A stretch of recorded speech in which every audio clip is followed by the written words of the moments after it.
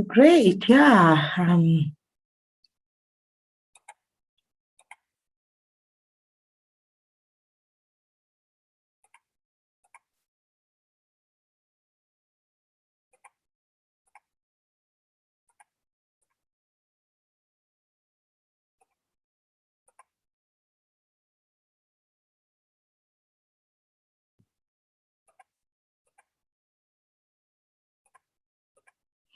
Okay,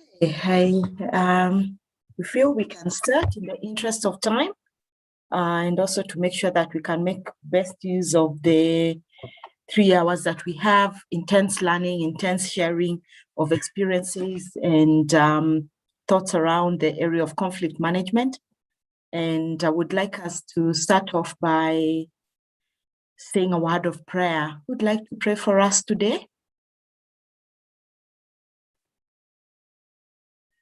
Welcome, Lydia. Welcome, David. Welcome, Lucy. Gabriel, thank you for joining.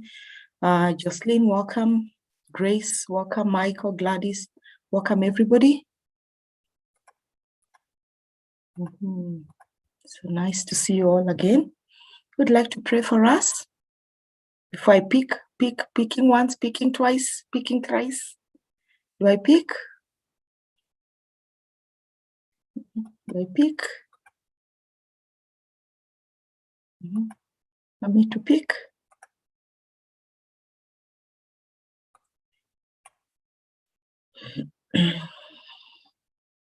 Lydia, do you want to pray for us, please?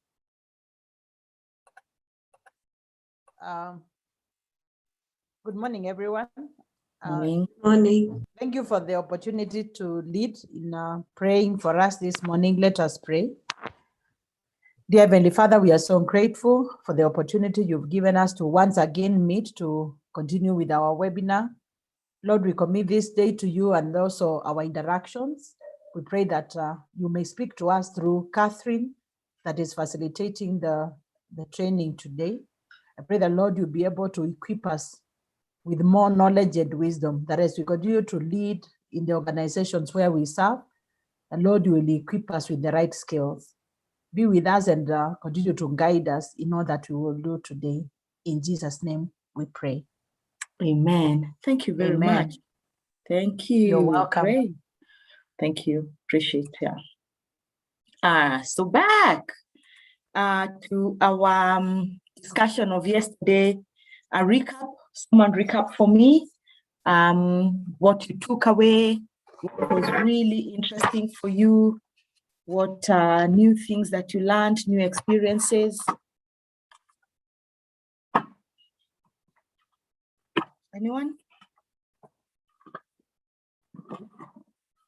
Just as a highlight of yesterday's discussion. Learnings and takeaways.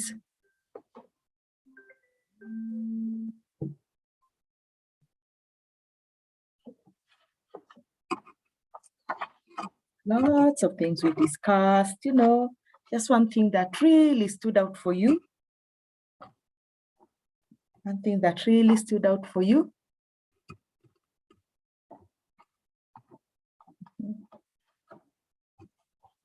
Causes of conflict. We said, what is a conflict? Conflict management. Levels and types of conflict. Just to jog our minds yesterday.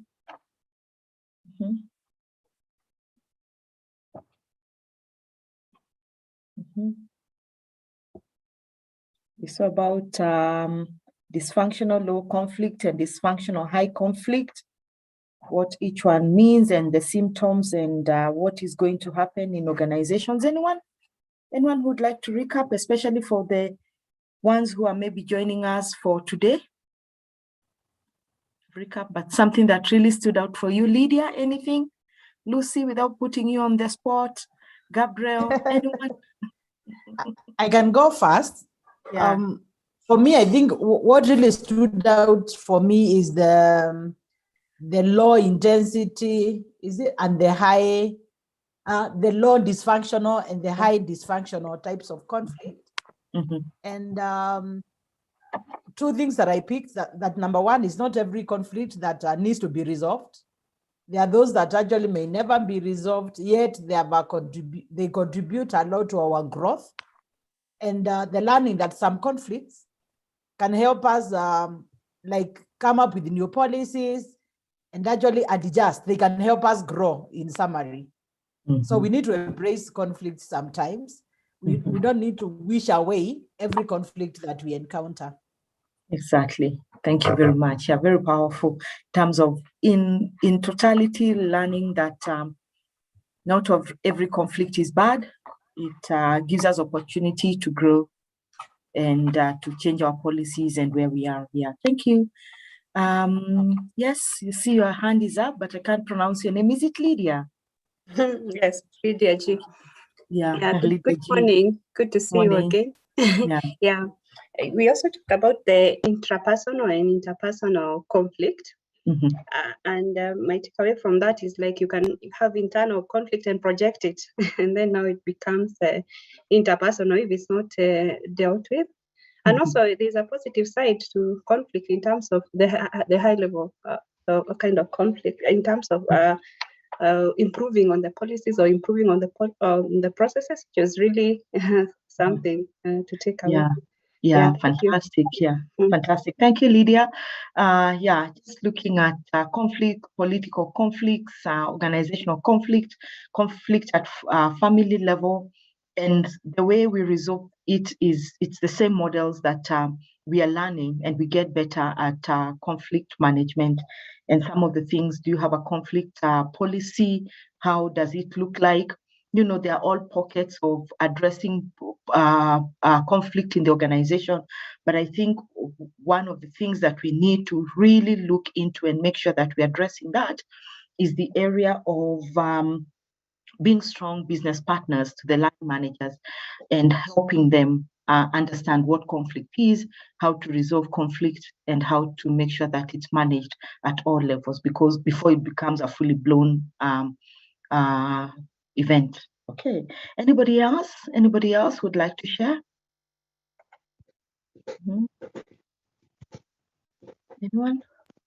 I think if I can just mention something that I realize many of these things that happen that we feel so negative about are just symptoms of conflict.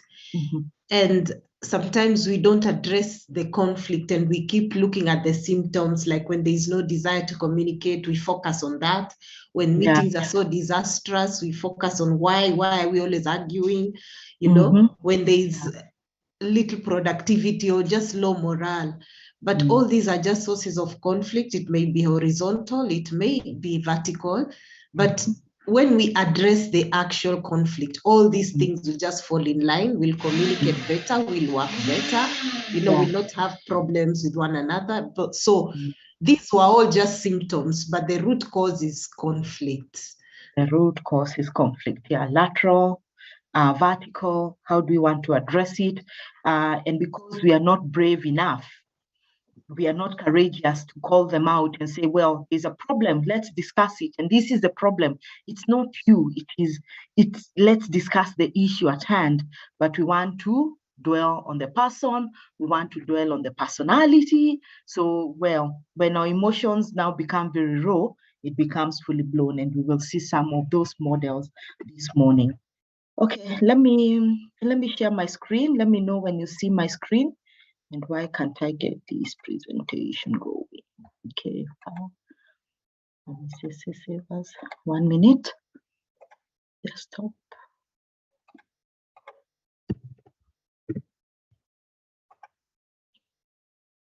There we go. Okay, so I have that. Let's save it. Can you see my screen?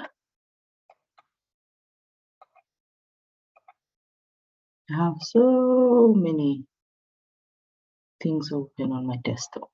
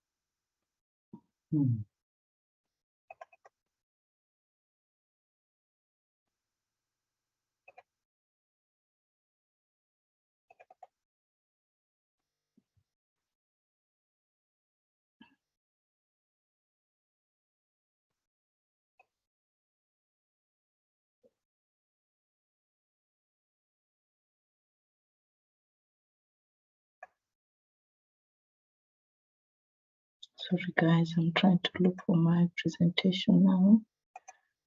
Okay. Okay, there we go. Great. You can see it?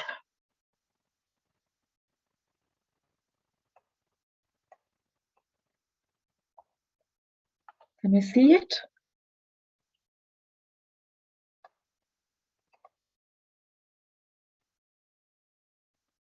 Yes, we can.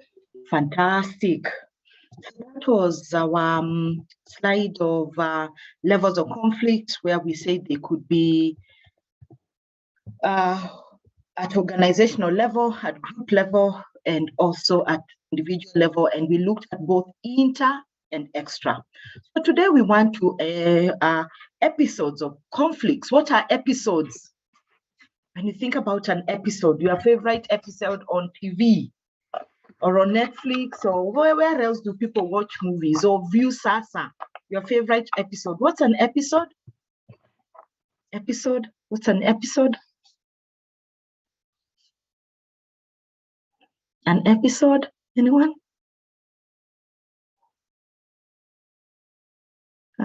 Episode?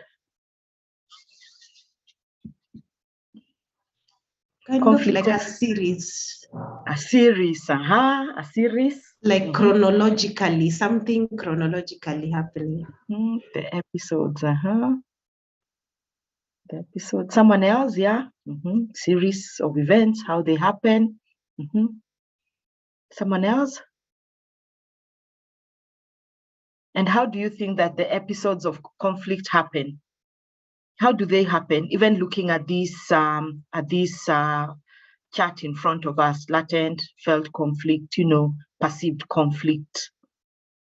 Perceived. Yesterday we said about perceived, reality, felt conflict, manifested conflict, conflict aftermath, conflict reduction.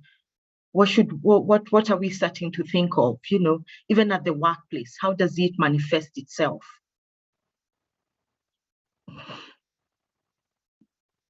Anyone?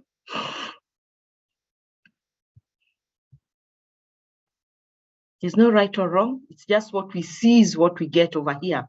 It's how you would think, latent. What is latent?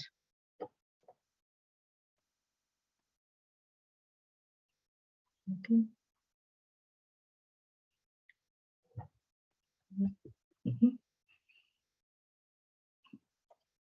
So in conflict, the episodes that happen, one after the other, sometimes they can happen concurrently, and sometimes it just takes, we finish this episode, we are getting into that one, it doesn't take too long, they almost come together. And especially if we are keen on identifying what is going on, keen to address it, and keen to look for solutions. So, but sometimes, we let it just take its natural course until such a time we pick it up and say, it has been happening. It's time for us to make a decision and to take the necessary appropriate action. Then we start looking at what it is. So they will work together, and you will see that it's what happens in real life. Really, what happens in real life, even at the workplace. So someone of course, the word latent we know is lying dormant.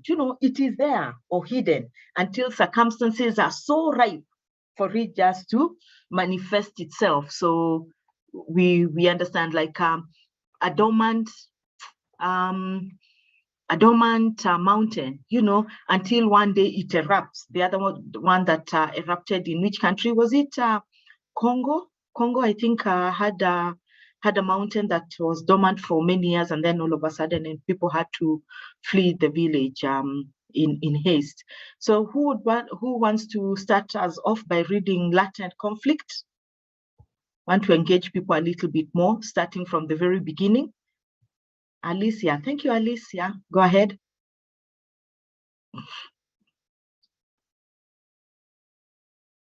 Can unmute yourself. Yeah. Alice, did you offer to read?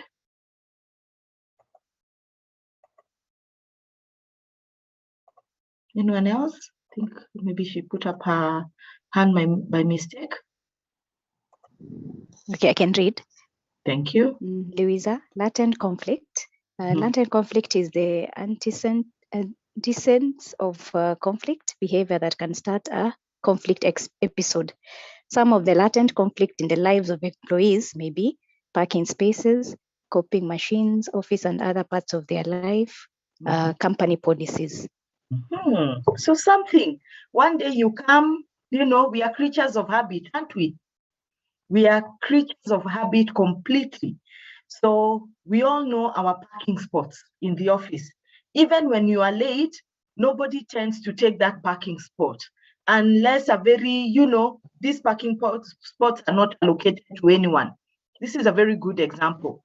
Not allocated to anyone can park here, but we all know that is David's favorite parking spot. It's under the shade. He comes early, always parks there. His car is always meticulously clean. And that day you just decide, well, David is late. After all, these parking spots are for come one, come all. The early bird catches the worm and you park at David's spot. That day, David is not in the very right of moods, comes and finds his parking spot is taken. And there are two other parking spots a little bit far away from his office, parks there, feels very bad about it, asks, whose car is that? And they are told that's Catherine's car. Okay. Amechukua parking spot yangu. Ameanza kuchukua. The conversation is even, ameanza kuchukua parking spot yangu. Isn't it? It's not even, oh, today she's parked there. Ameanza kuchukua parking spot yangu. Steamers goes away. That's it. The following day, Catherine finds, this is a good shade, a good tree. It has shade and my car is cool by the time I leave. Instead of parking it there in the open sun, I'll be parking here. Okay? What happens? What happens? Guys, what will happen? A conflict will start, simmering slowly by slowly. Office copying machines. Yesterday, in fact, I had that example.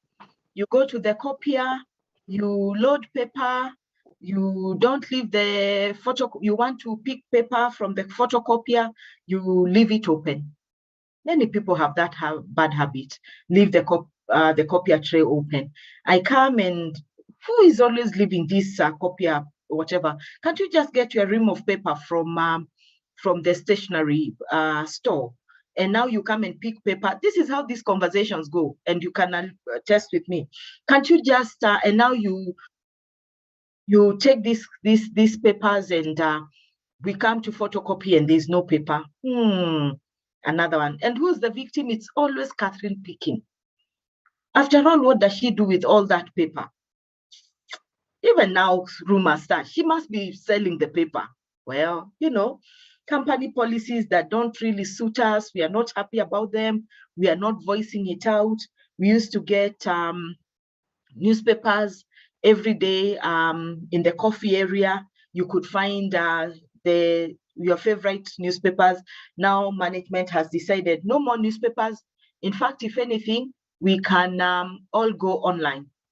And then the drivers, maybe because they don't have personal computers, they start saying, oh, well, you see, it's only people who have computers now who can read newspapers. We are trying to save costs. And now so that everybody again can get the newspaper, but some people are disadvantaged. So what happens in those, it just keeps simmering, small little things, and then what happens in perceived conflict after that? Someone read for us perceived conflict, please.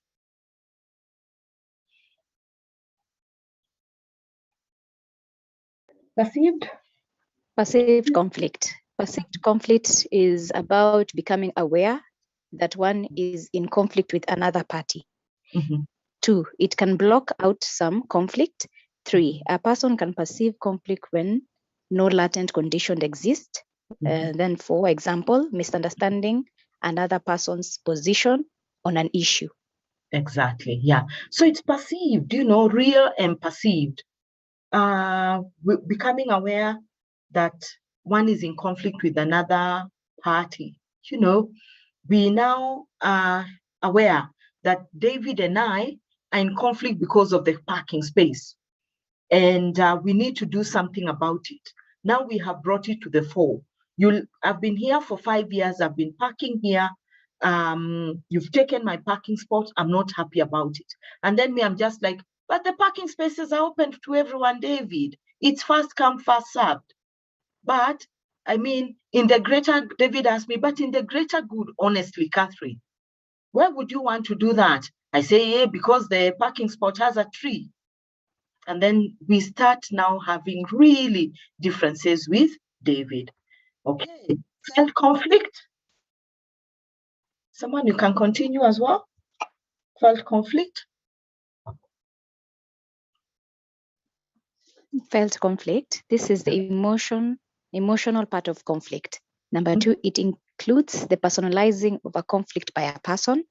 Number 3, it includes oral and physical hostility.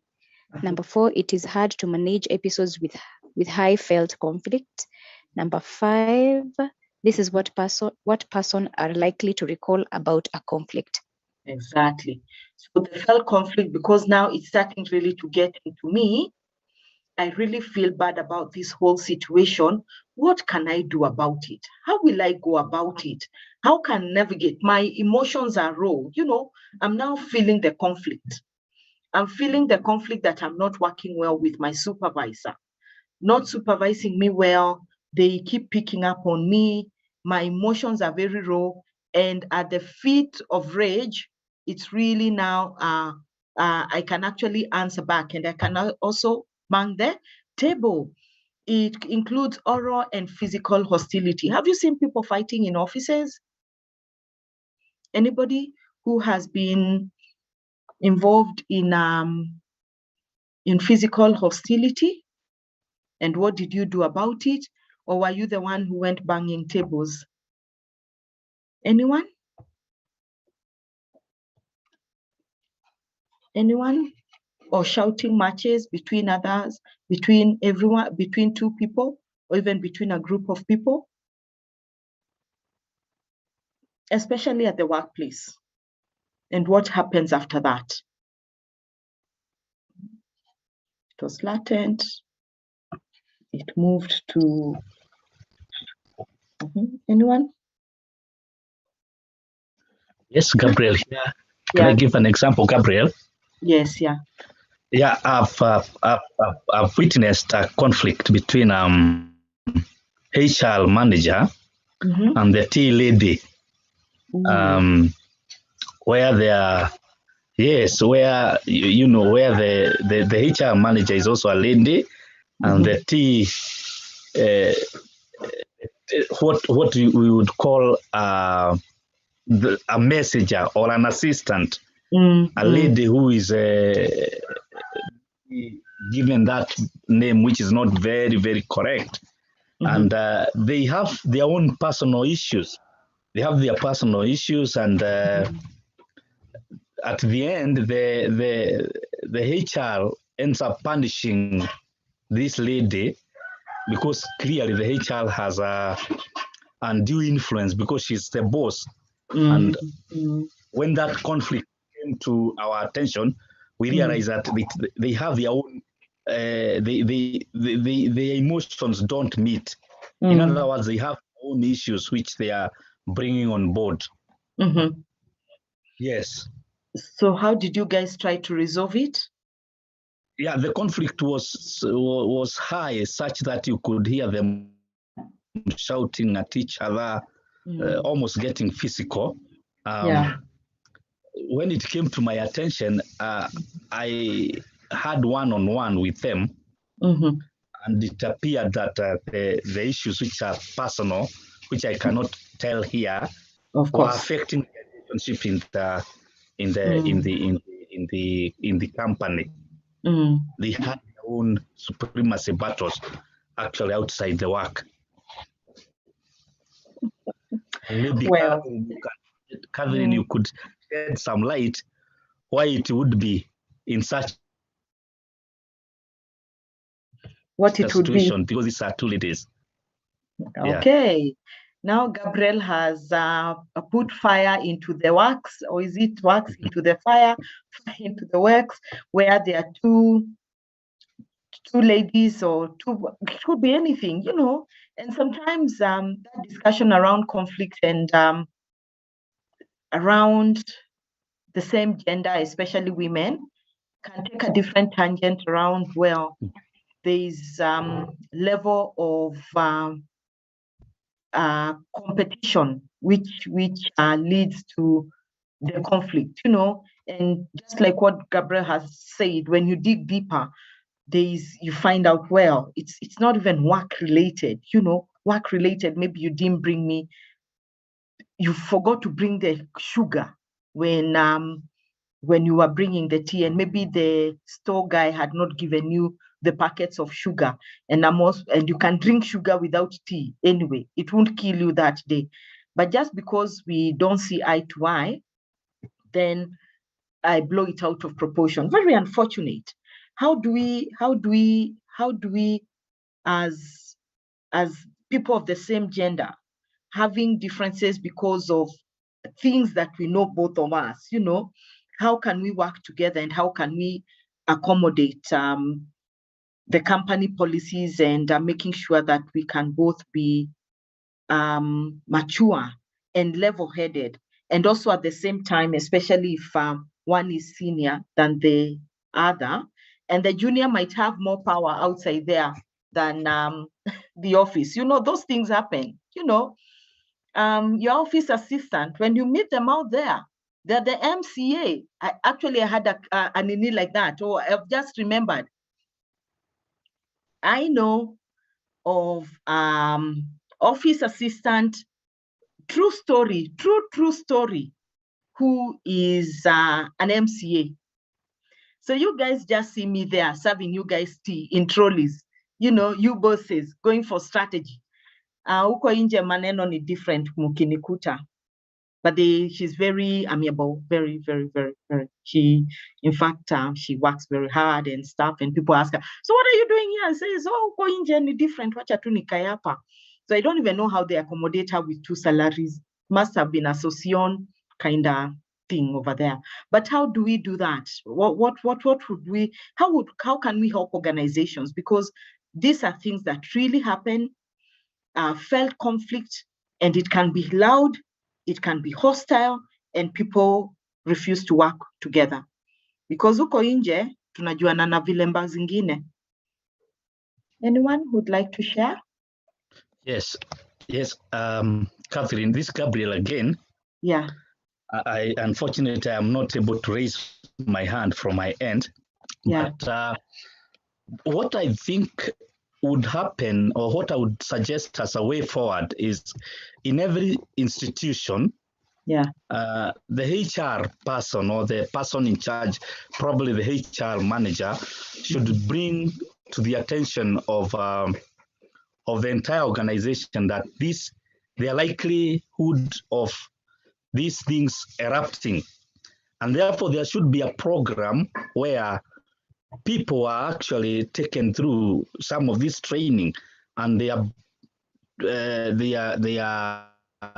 engaged in a way that they can by themselves understand way in advance that there is likelihood of conflicts, because conflict is something which is real, it's there. And in programming, I would think about having what we would call maybe shared programs whereby all these people are put together. A good example is conflict which arises out of boss employee relationship. And if we have training whereby all these people are brought together so that they they feel that they are working as a team, as opposed to I'm the tea girl, you are the boss, you know, which are supposed to bring some conflict. So I think there should be a program to look at the areas of conflict, to bring to the attention of all members. And I like an institution where I went, and I found all of us lumped together, including even the messengers, and we are addressed together, all the way from the director to the messenger. And that creates an enabling environment where some of the far-fetched conflicts relating to your boss, I'm just like a slave to you, those conflicts are minimized. So in summary, I would think of having a program where there is a training or there are engagement where you are together, all of you, so that you can even break those boundaries which are likely going to create suspicions which can bring about conflicts. Very true. Thank you. You cannot underestimate the value and the importance of training in open courses like these ones, like what Gabriel is saying. Really, your training academy, I'm assuming that you have all those kind of trainings, open source trainings, as we call them, conflict management, code of conduct, communication skills, our values, leave the technical ones, the really ones that really get to the heart of the people. Those kind, and all of us are there talking at the town hall meeting. You even have champions, it's not just the management team talking and leading. You can pick champions from every department, come and say, well, how about our open source training in conflict management? Where are we at, And someone comes there with their opening statement, hey guys, guess what? Conflict is not a bad thing at all. But it's not a bad thing at all because A, B, and C. However, conflict is destructive if it's manifested in this way, and people start opening up and having those kind of discussions. It's difficult when people's egos get bloated and we're not able to move in the right direction. We are not able to cede our ground, and also, like, all we know is that some people tend to use raw power, and power gets into their heads, and they're not able to reason, and they're not able to treat people well. So those are some of the things that we should watch out for. And if you have those kind of colleagues, then we should be able to come and point out and say, hey, buddy, I've had some bit of complaints on your side. How are you feeling? How are you doing it? Is there anything that you cannot? Maybe sometimes they don't know that is what's happening, or they will say, my team does not deliver. That is the only management style that they know. And then you say, okay, fine, but with examples, how would you feel if you were treated like that? Are there other ways that you can use to infuse productivity and motivation in your team instead of using raw power and stuff like that? I think there are many ways that we can we can institute. There are many ways that can be brought about through coaching, through mentoring, open communication, training, consequences as well, and also looking at our our performance management system in the organization. What does it say and what does it call for? So I think every year we should actually, like in my institution, every year we try and pick one major topic to actually, the others are just still running in the background, but we would say one of the key KPIs this year is to look at conflict management, and how do we deal with it? And it becomes continuous conversations and continuous discussion. Let's talk about diversity and inclusion. And we take one arm of diversity and inclusion. And what does that mean for you? And what does that mean for me being a team leader? What does that mean for the board? What does that mean for whatever? So it becomes conversations and you look for champions and people to be able to own it and run with it and keep motivating people around that. Okay, great. Open. Someone else? Anybody with experience that they would like to share? Anybody else? Anybody else would like to share? Yes, Catherine. Gabriel here again. Yeah. I would like you to throw some light on this kind of conflict that my colleague had some times ago. It's I don't know whether you call it artificial conflict, because this was a finance guy or finance manager.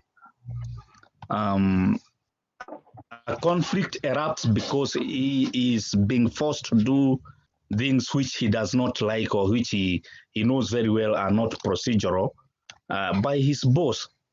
And there are instances where they could shout at each other, where the finance manager is saying, I'm not going to do this, and the boss is saying, you must do this. What about that kind of conflict? How would one go about it, especially when you know that you are right, you are doing the correct thing, and this CEO is telling you to actually process things which you know they are going to land you into problem as an accountant? Okay, so it's around. So there are two things that we all aware of. One is telling me to do things which are illegal. You get what I mean? Yeah, illegal and procedural, but they are not illegal. You get what I mean? Saying that what's an example? Let me look for a good example. Then I'll open it to plenary, maybe for discussion and to discuss Gabriel's question, which is valid, and I'm sure it happens a lot in organizations. Is like Catherine has supplied, is the supplier of stationery in your organization. And she's just brought her invoice. And because all invoices are being paid today, the ones which came 30 days ago, the boss tells me, the boss tells Gabriel, include Catherine's invoice. Just because I have called the boss and say, hey, boss, I've supplied, the invoice is there, I really am short of money. Then he said, well, but Gabriel knows that will distort our balance sheet completely. You get what I mean? Completely. And it's out of procedure. It's not illegal, but it's out of procedure. And again, it can also be an audit query. It will not be red. It's definitely going to be orange. You get what I mean? So how do we find ourselves? And just thinking, I'm also thinking, I don't want to lose my job. You remember yesterday barring myself, okay, wacha tu nifanye, mi staki. I don't want trouble, me, I'll just do it. But me, I'm an accountant. I know what needs to be done. You are telling me to close Q1 when it's not closed. You want me to put in figures which should not be here. You want me to provide for turnover that we've not gotten it and stuff like that. What can we do in those situations at the workplace? I'll throw it to plenary. Linda, Washuka, Priska, Lucy, Josephine, Michael, Grace, David. Anyone? Has faced such a situation? What did you do? What can you do? What should we do? Let's open it up to more learning and to more discussions, please. Please unmute yourself.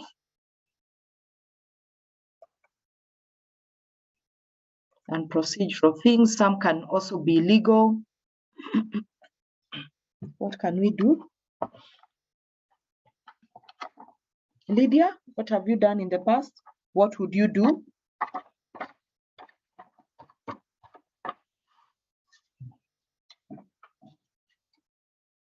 Lucy, what would you do?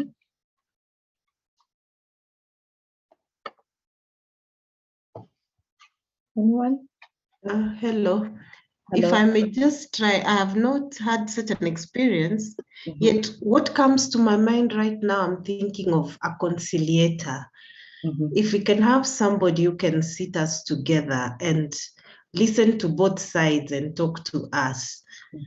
I don't know whether now the other one who is superior will say, you are trying to report me, or you're trying to make me look bad to others. Because some things which touch on the job ethics, when discussed, somebody feels you're reporting me to have poor work ethics or suspecting me of fraud. So I don't know, but in my mind, I think it reaches a time when some of these conflicts need a conciliator. That's a good idea. Maybe get a conciliator or someone who's going to help resolve the issue. I think that's a good suggestion. But both parties must be open to getting a third party to come in and help them resolve the conflict. And it could also be HR if the finance manager matches to HR and say, I can't take it anymore. And these are the facts and the figures on the table. This is what I want it done, and I am going to raise a grievance. I have documented everything, and here it is. Okay, that's one way. Someone else? Someone else? What would you do? What have you done in the past? These things will as we work, they become part of us, and sometimes we need to be aware of them. How would we deal with them? Even as a supervisor, what would you do? Or if it even came to you as HR?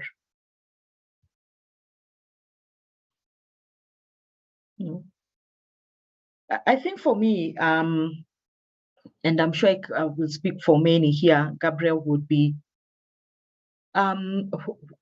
what are these people, both their personalities, try and understand each other and try and understand where the very genesis of this conflict, was it latent? And then was it resolved there before it became a real felt conflict?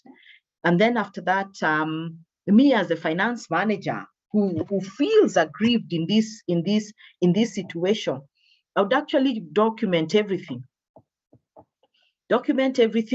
so that it's on record that this is what happened. I refused to do it.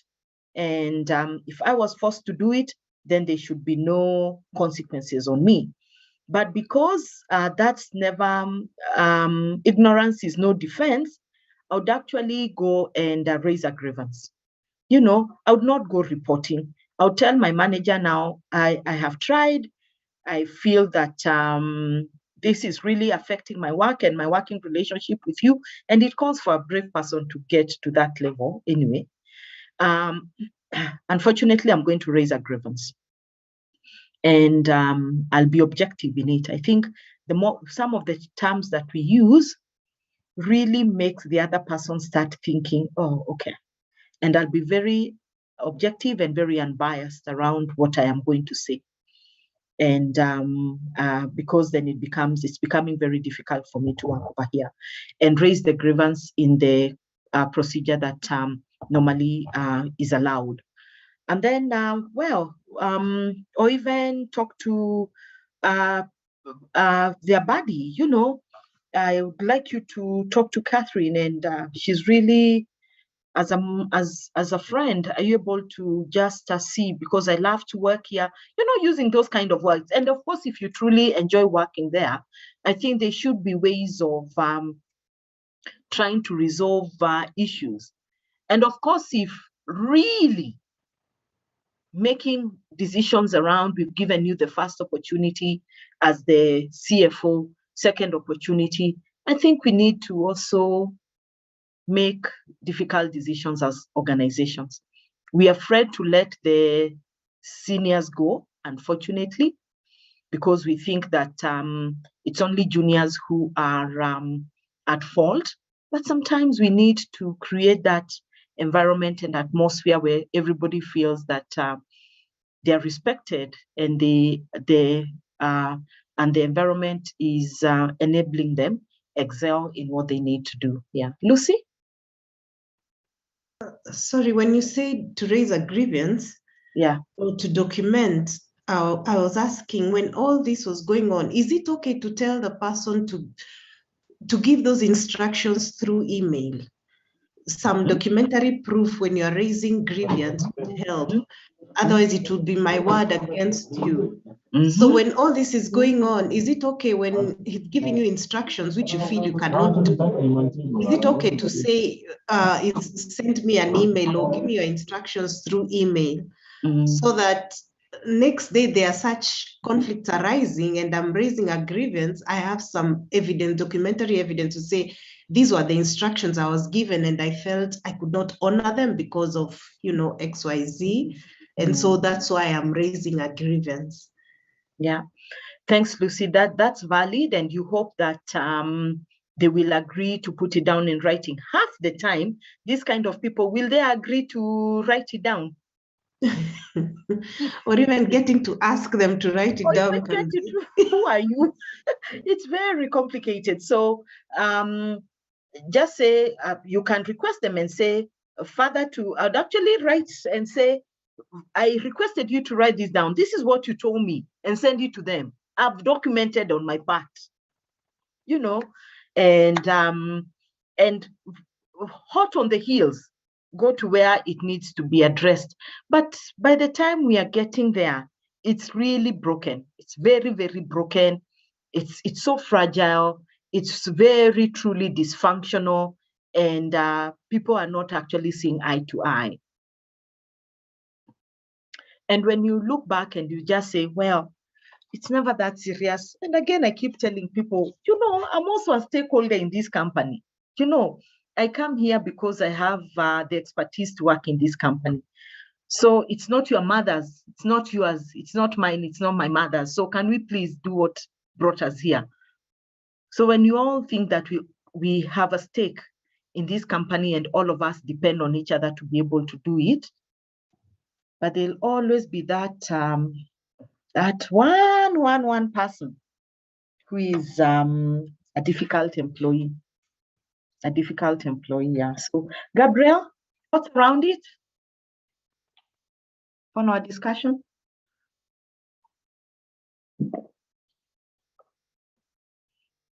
Anybody else who wanted to add? Okay, great. So let's move a bit faster. Gabriel, feel free to unmute yourself, and anybody else who would like to add. Okay, so manifested conflict, this is the observable conflict behavior, like now what we see, open hostility. Some examples of conflict behavior includes disagreements, heated discussions, even before you finish what you're saying, no, that's not what I meant. You took it out of context, and politicians, and they just so famous for manifest conflict where I was misquoted, that's not what I meant, and they didn't let me finish. They quoted me out of context, and it gets there. So conflict aftermath, this is the end of the conflict episode. We've gone through the conflict. It may often be the starting point of a related episode. You remember when someone said it's a series? It became latent conflict for another episode. Okay, we've solved that one. There's still undercurrent. So it means that we have really, we've just weathered the storm on this one. We have seen as if we have reduced the conflict, but another one definitely will come. Iyo umefikiri umenicheza, we ngoja tu. Utaniona. This time it will be bigger and better, brighter and stronger. Let me just simmer on it. You are the same person. This time you took my parking spot. Okay, that's fine. So it becomes call a truce, that's fine. Parking spaces are open. We all know we are creatures of habit. That's fine. You are the same one who leaves the photocopier. You take all the papers in the photocopier. I'm watching you until at a time it becomes again open. So it's never ending. It's never ending. It's very grinding, and it is not worth it. Conflict reduction, this is the lowering of the conflict level. We've talked, we've agreed, we've gone back to the latent stage. It's all hunky-dory. We are happy until we are happy to take out our gloves again. And remember that the aim of managing conflict is to build stronger relationships. Always, always, always, always remember that. Better systems, better relationships. So relationships among conflict episodes, just how it goes, it's always from latent, manifested conflict to conflict aftermath. That's how it is. Goes from conflict aftermath to latent conflict, conflict aftermath to, it's always oscillates between that. And between that, of course, we know that latent goes into perceived, felt conflict, and then the manifest conflict, and then we go to the aftermath. Okay, so I will not go that these ones will just show the why we have latent conflict in the organization. And you can, of course, know is that because of scarce resources, organizational differences, rules and procedures and policies which are not clear, cohesive groups, differences between groups. Me, I'm in camp A, you're in camp B. Camp A is always the one starting the conflict and seems to be dominating other people. So perceived interdependency. Remember that conflict arises because of I depend on you. If I was never dependent on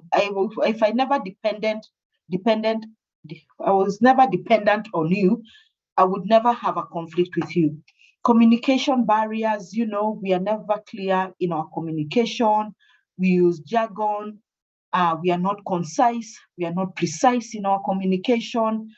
We always pussyfooting, thinking, do I say, do I not say? So you leave people in a very ambiguous jurisdiction, areas not clear to be able to lead in how the conflict is going to be handled. And reward systems very differently. And rewards are not just about money or monetary for whichever form it comes. Rewarding the different behaviors in different parts of the organization may lead to conflicts. How do I handle conflict that is at executive level? How do I handle conflict which is at the lowest cadre in the organization? If it's not handled the same, then we know that, well, the C-suite always get a slap on the wrist. Us guys get our legs cut, and we start feeling that there is division on how conflict is handled in the organization. So conflict orientations, there are various kinds of orientation or direction that can be given to the conflicts arising in organizations, such as dominance. I want to win. Conflict is a battle. Collaborative, wants to find a solution that satisfies everyone. We want to compromise, split the differences. Avoidance backs away. Accommodative focuses on desire of the other party. Which is the best place to be? And please, let's give examples. Orientations of conflict. Yes, Gabriel here again. I want to give an example of this orientation on dominance, where you have a senior or a boss telling the other employee that I am the boss, I'm the one who says it here. And it is known that whenever there is a conflict, this guy wins because he's in higher authority than me. So you know very well you are correct. You could be correct in your area of argument or area of conflict, but you know very well you don't argue with the boss. No. He's always right. He'll always. It's my way or the right. highway. So that's an example of an orientation which I Yeah. Yes, yes. And what happens at the dominance stage in terms of your labor turnover? I find We lost you, Gabriel. it is high. Yeah. Yes, yes, yes. You feel that you want to have someone else who can listen to you. So you are always looking at ways of moving out of the organization to find other places where you can be listened to. Exactly. Yeah. Okay. Thank you, Lucy.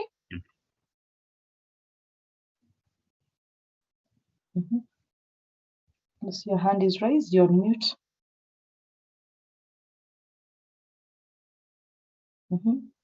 Yes, thank you, Catherine. Thank you, team. My name is Lucy Muhyu. I want to comment on the collaborative. To me, I think that is the best that should be adopted because it brings about a solution to the issue. When you look at all the other ones, somebody is like being left with a bitter aftertaste. When there's a winner, then of course there's a loser, and nobody wants to be a loser. And then, like, if you accommodate the other person, again, eventually you start feeling like, why is it only me who is always accommodating? Why not the other person? Exactly. But when there is collaboration, then you find that there is a solution that is found and both parties are happy.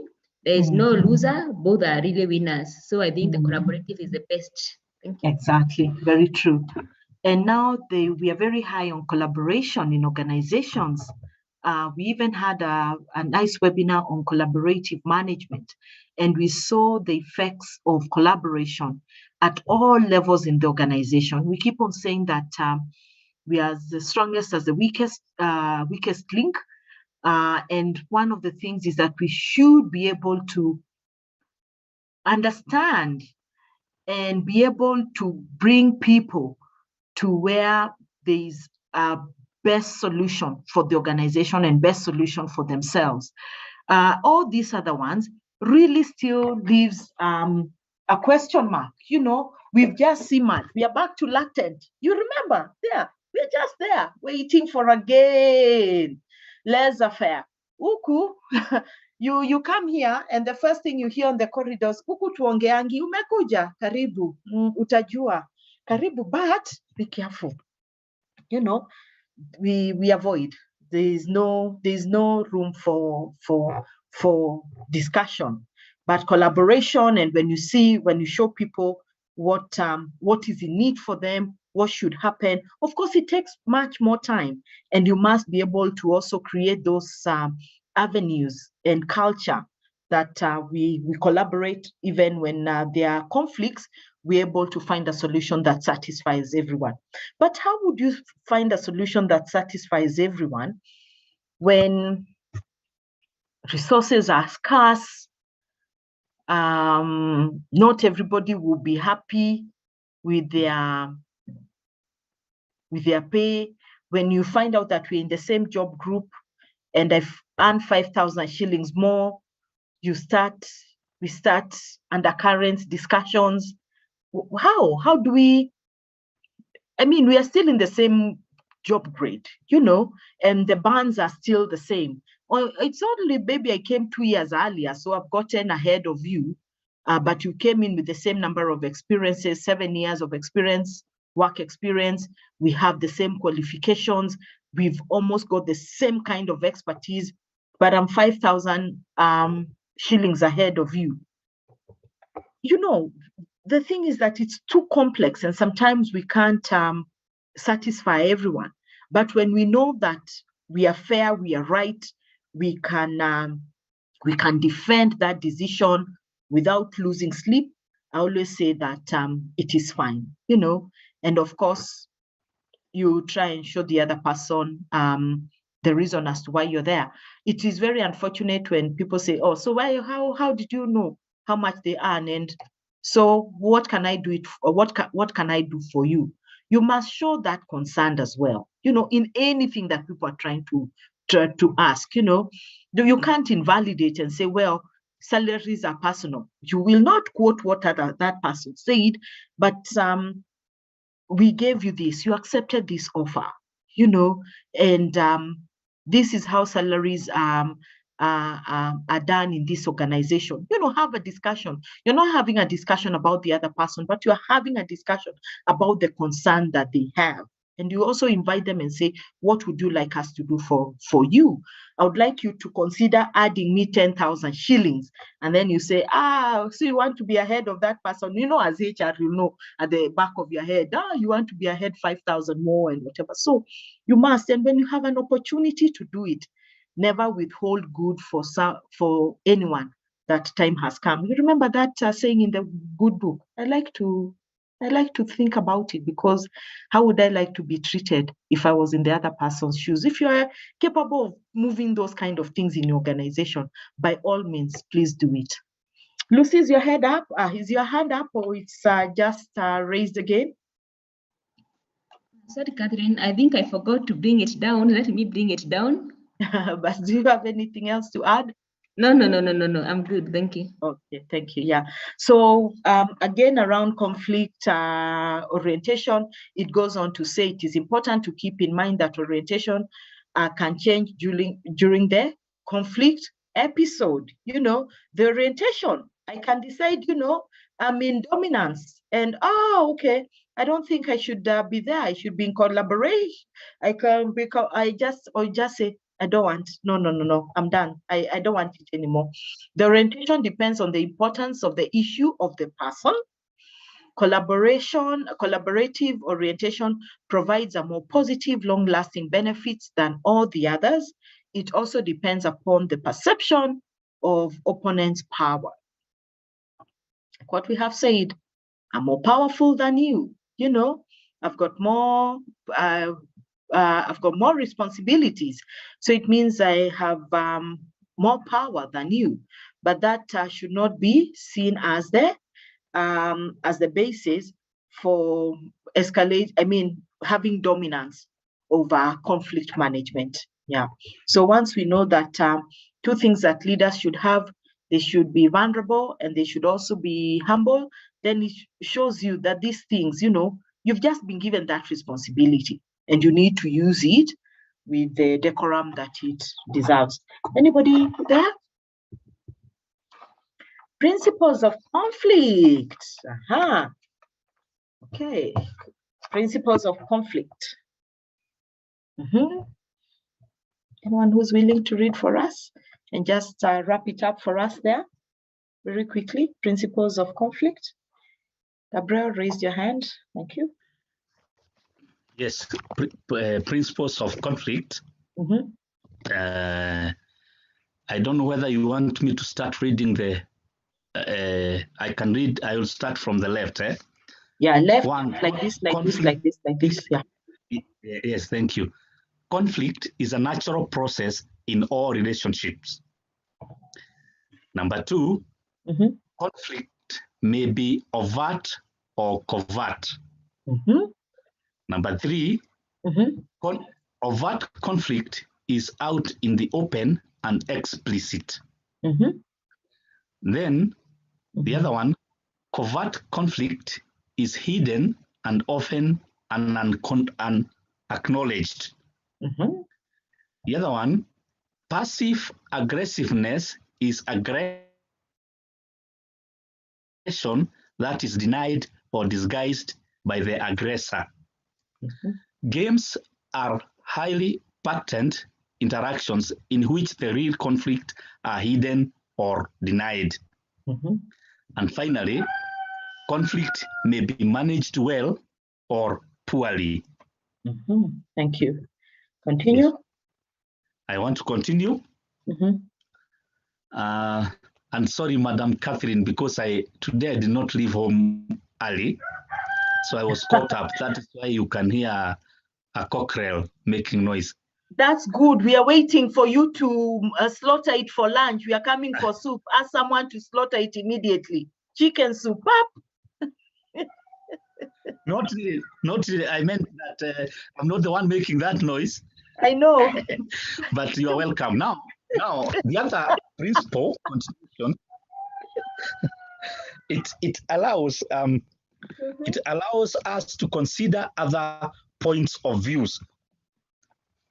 That's another principle. Then the other one, conflict may be good for individuals and relationships.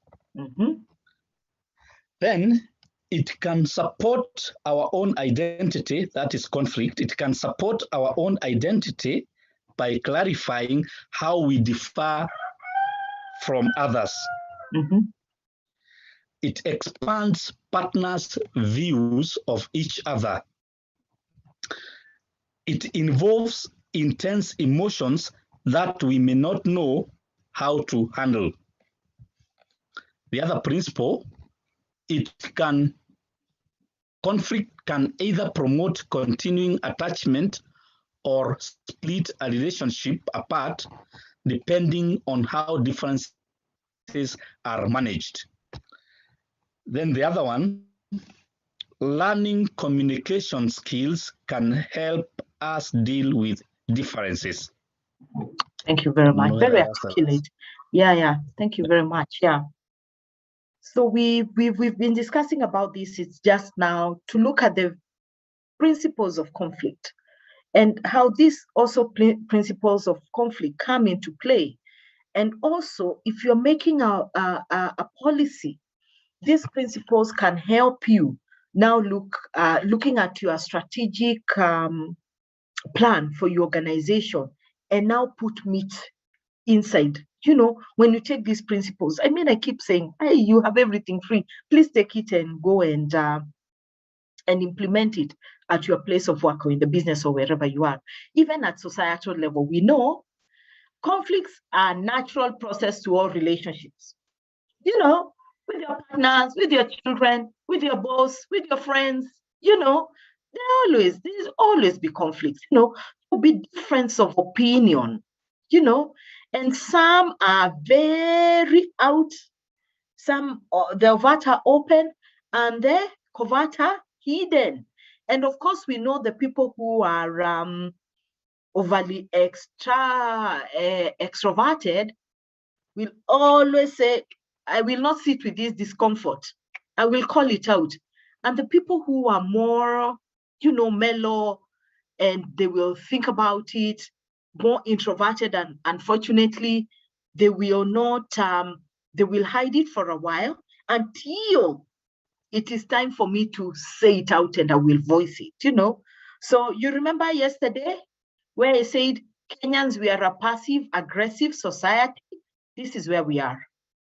Passive aggressiveness is aggression that is denied or disguised by the aggressor.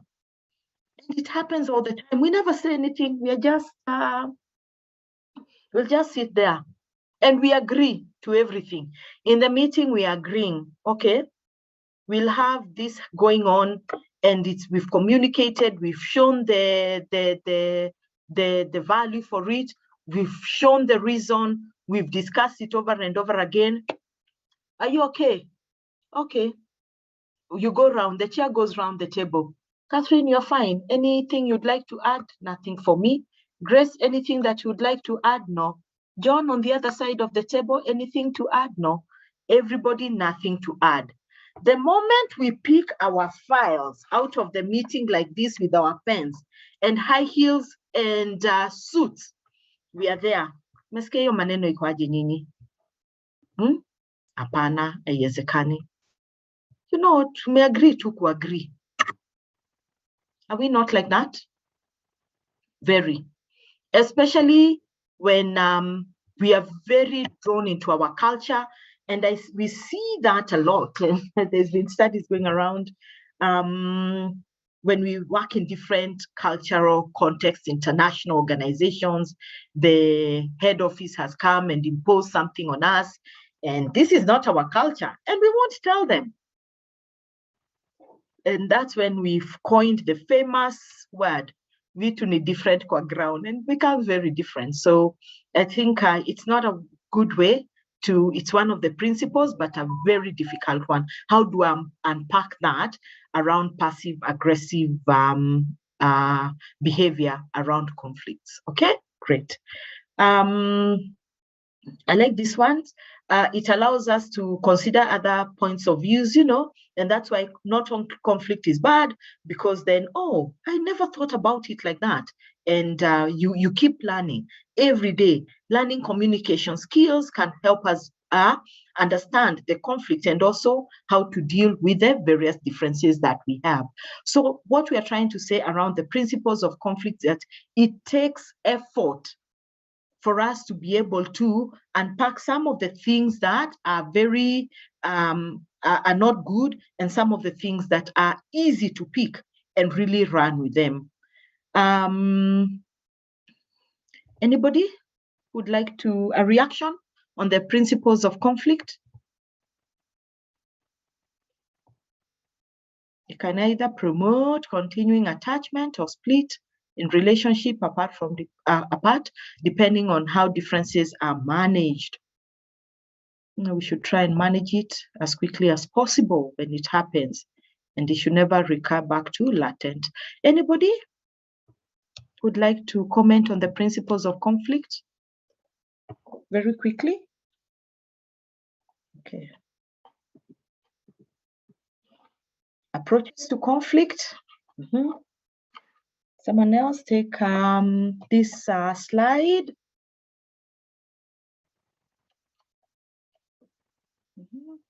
Win-win.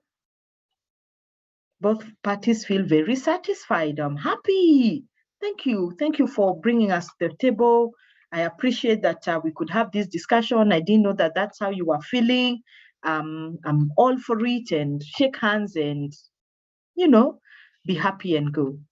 Win, lose, one party gets satisfaction, the other one feels that they lost. Lose, win, the other party gets satisfaction, and lose, lose, lose, we've all lost. That's it. So let's live with it. Terrible way to deal with it. The following images show the various responses to conflict.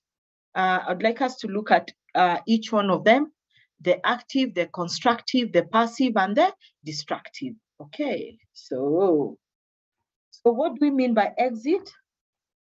The exit response involved leaving the relationship either by physically walking away or psychologically withdrawing. We've talked about it. I don't want trouble. That's it. I'm going.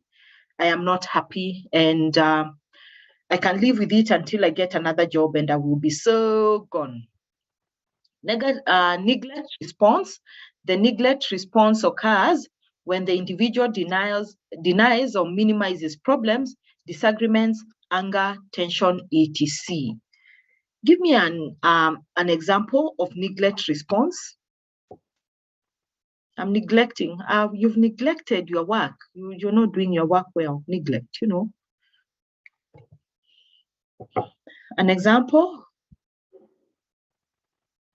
denies or minimizes problems. I'm just going to neglect it, and you wish that it will go away. Who's neglecting it? Is it the person who is who has caused the conflict, or the person who is being faced with the conflict? Because remember, two parties are involved in a conflict. So he is feeling the heat, and who neglects the conflict? Guys, please.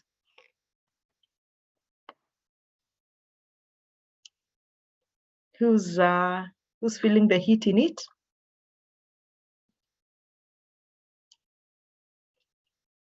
The neglect response. The person who is who feels aggrieved is the person who just says, well, I'll neglect it. I'll minimize it until such a time I have the energy to pick it and run with it. Okay. The loyalty response is staying committed to the relationship despite the differences. This is very common to people who are married. We'll stay committed to this relationship. After all, we were told till death do us part, and we are loyal. We have agreed. That's conflicts will always be here. You know, at the workplace, I'm loyal to my boss. She brought me here. I can't, even if there's a problem, now what do I do?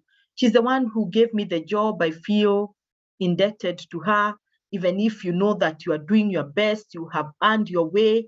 I mean, they facilitated for you to come in, but you almost feel like, you know, if you confront a conflict that you have with them, or you speak out your voice, you feel that, hey, it's going to cause me trouble. So I'd rather stay where I am, you know.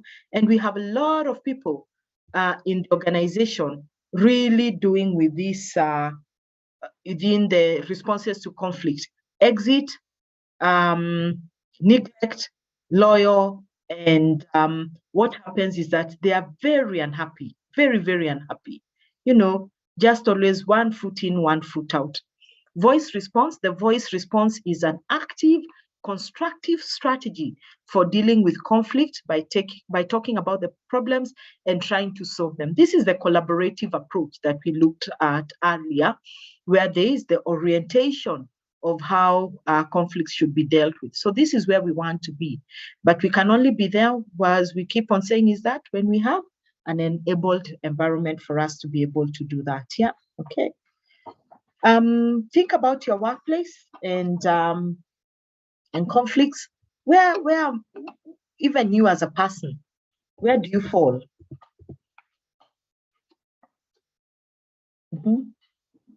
Where do you fall? Passive, active, you know, constructive, destructive. Where do you fall? I believe that you, want to fall under their voice. Yeah, someone is speaking. Hi, Catherine. Hi, Grace. Yes, I don't have like a particular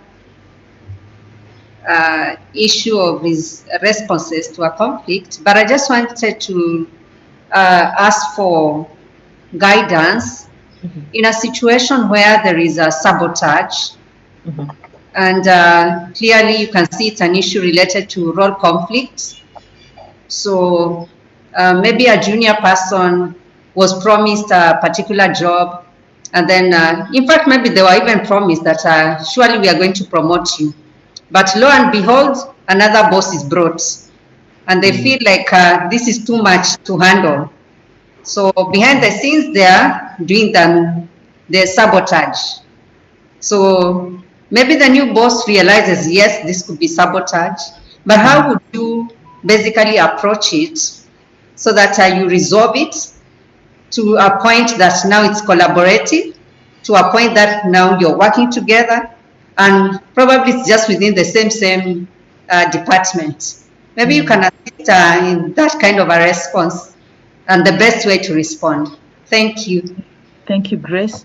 So just to rephrase and to understand the question a bit more, is that now because they have not been promoted, they were not given what they were promised. They are starting to sabotage work. They are not supporting this new manager. They are not supporting the people, whatever.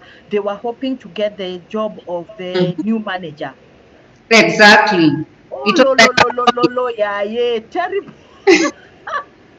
I'm not laughing, but so it was like a promise, and it was maybe not even written anywhere, but of course it was spoken. Yeah, it was spoken, it was verbalized. Yes. You know, you are next in the hot seat. Yes. But lo and behold, somebody else comes. And you guys, what were you doing in that department? Not saying that this is the person who should be sitting on this seat. Work was going on well. Yeah. Yeah, but we knew it is a period of transition. Yeah. But that particular employee was anticipating, then maybe after this transition, then definitely I am the one next. But it doesn't happen. Okay. Okay, wow. It's well, of course you can. I feel sorry for the person who didn't get the promotion. And just another question was, the incumbent, the person who left, did they leave notes saying that Catherine should be promoted? Was there a handover or even expression of Catherine is ready and I think she should be given the position? Okay, unfortunately, there was no handover. Yeah. So it's like someone, the holder of that position abruptly left. Yeah. And it was, okay, it was really, really urgent. Okay. That the person had to leave. Yeah. So as the management tries to reorganize themselves, they say, okay, we see you have potential. For sure, you should be the one, but just give us time. You will get there. But no, it doesn't happen. Were they given an acting position for? No, there was no acting position. Yeah. Yeah, we find you like you have the potential, you can do the job. And one day you had interviews were being done on the corridors in the boardroom and someone You did not even, there was no interview, there was nothing. Everything just went quiet and then lo and behold, here is your new boss. And the new boss is external. Yes, the new boss is external, definitely not from within. Guys, what would you do? And now sabotage, open sabotage. Is there open sabotage? Wow, terrible. What would we do? Madam Catherine, yes. I don't know whether I want to give an answer because it's something which also I have seen my colleague going through.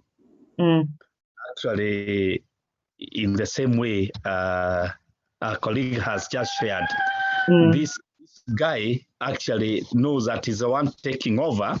And then he gets an email at around 8 p.m. At night telling him tomorrow, your boss will be coming. So don't be in that office again. And sabotage begins. It is not felt, but this guy withdraws because he knows he's the one who was promised that seat. And then he's told there is a new CEO who is coming tomorrow morning. And he's supposed to go very early in the morning, remove all his items in that office, which he was holding in acting capacity. And he's told to hand over to that person. And then all of a sudden, they start withdrawal. The guy is in, but he just withdraws. I was just sharing that so that we can connect it to what our colleague has said. Remember the passive aggression? It's right here. Let me ask you, who are these people who work in these organizations? It's me and you. Yes. By the time I'm just thinking, and I know that politics, company politics are rife, they are real, and sometimes there's nothing we can do about it. But I'm thinking, the position of recruiting a CEO for an organization, whether it's a Dukawala business or whether it's a Fortune 100, 500, Fortune 500 company, it has the seriousness it deserves, just like recruiting a driver. Maybe just the interview processes will be a bit more rigorous than how we recruit a driver. However, you want to tell me that the CEO was recruited in Maldives and then just came with an aeroplane and landed here? We didn't even get wind of it that this is happening. That this guy would not go to the board and say, I have had the CEO position is being recruited. Why am I not? Where was the advert?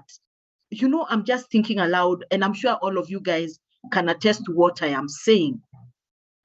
The head of department. Yeah.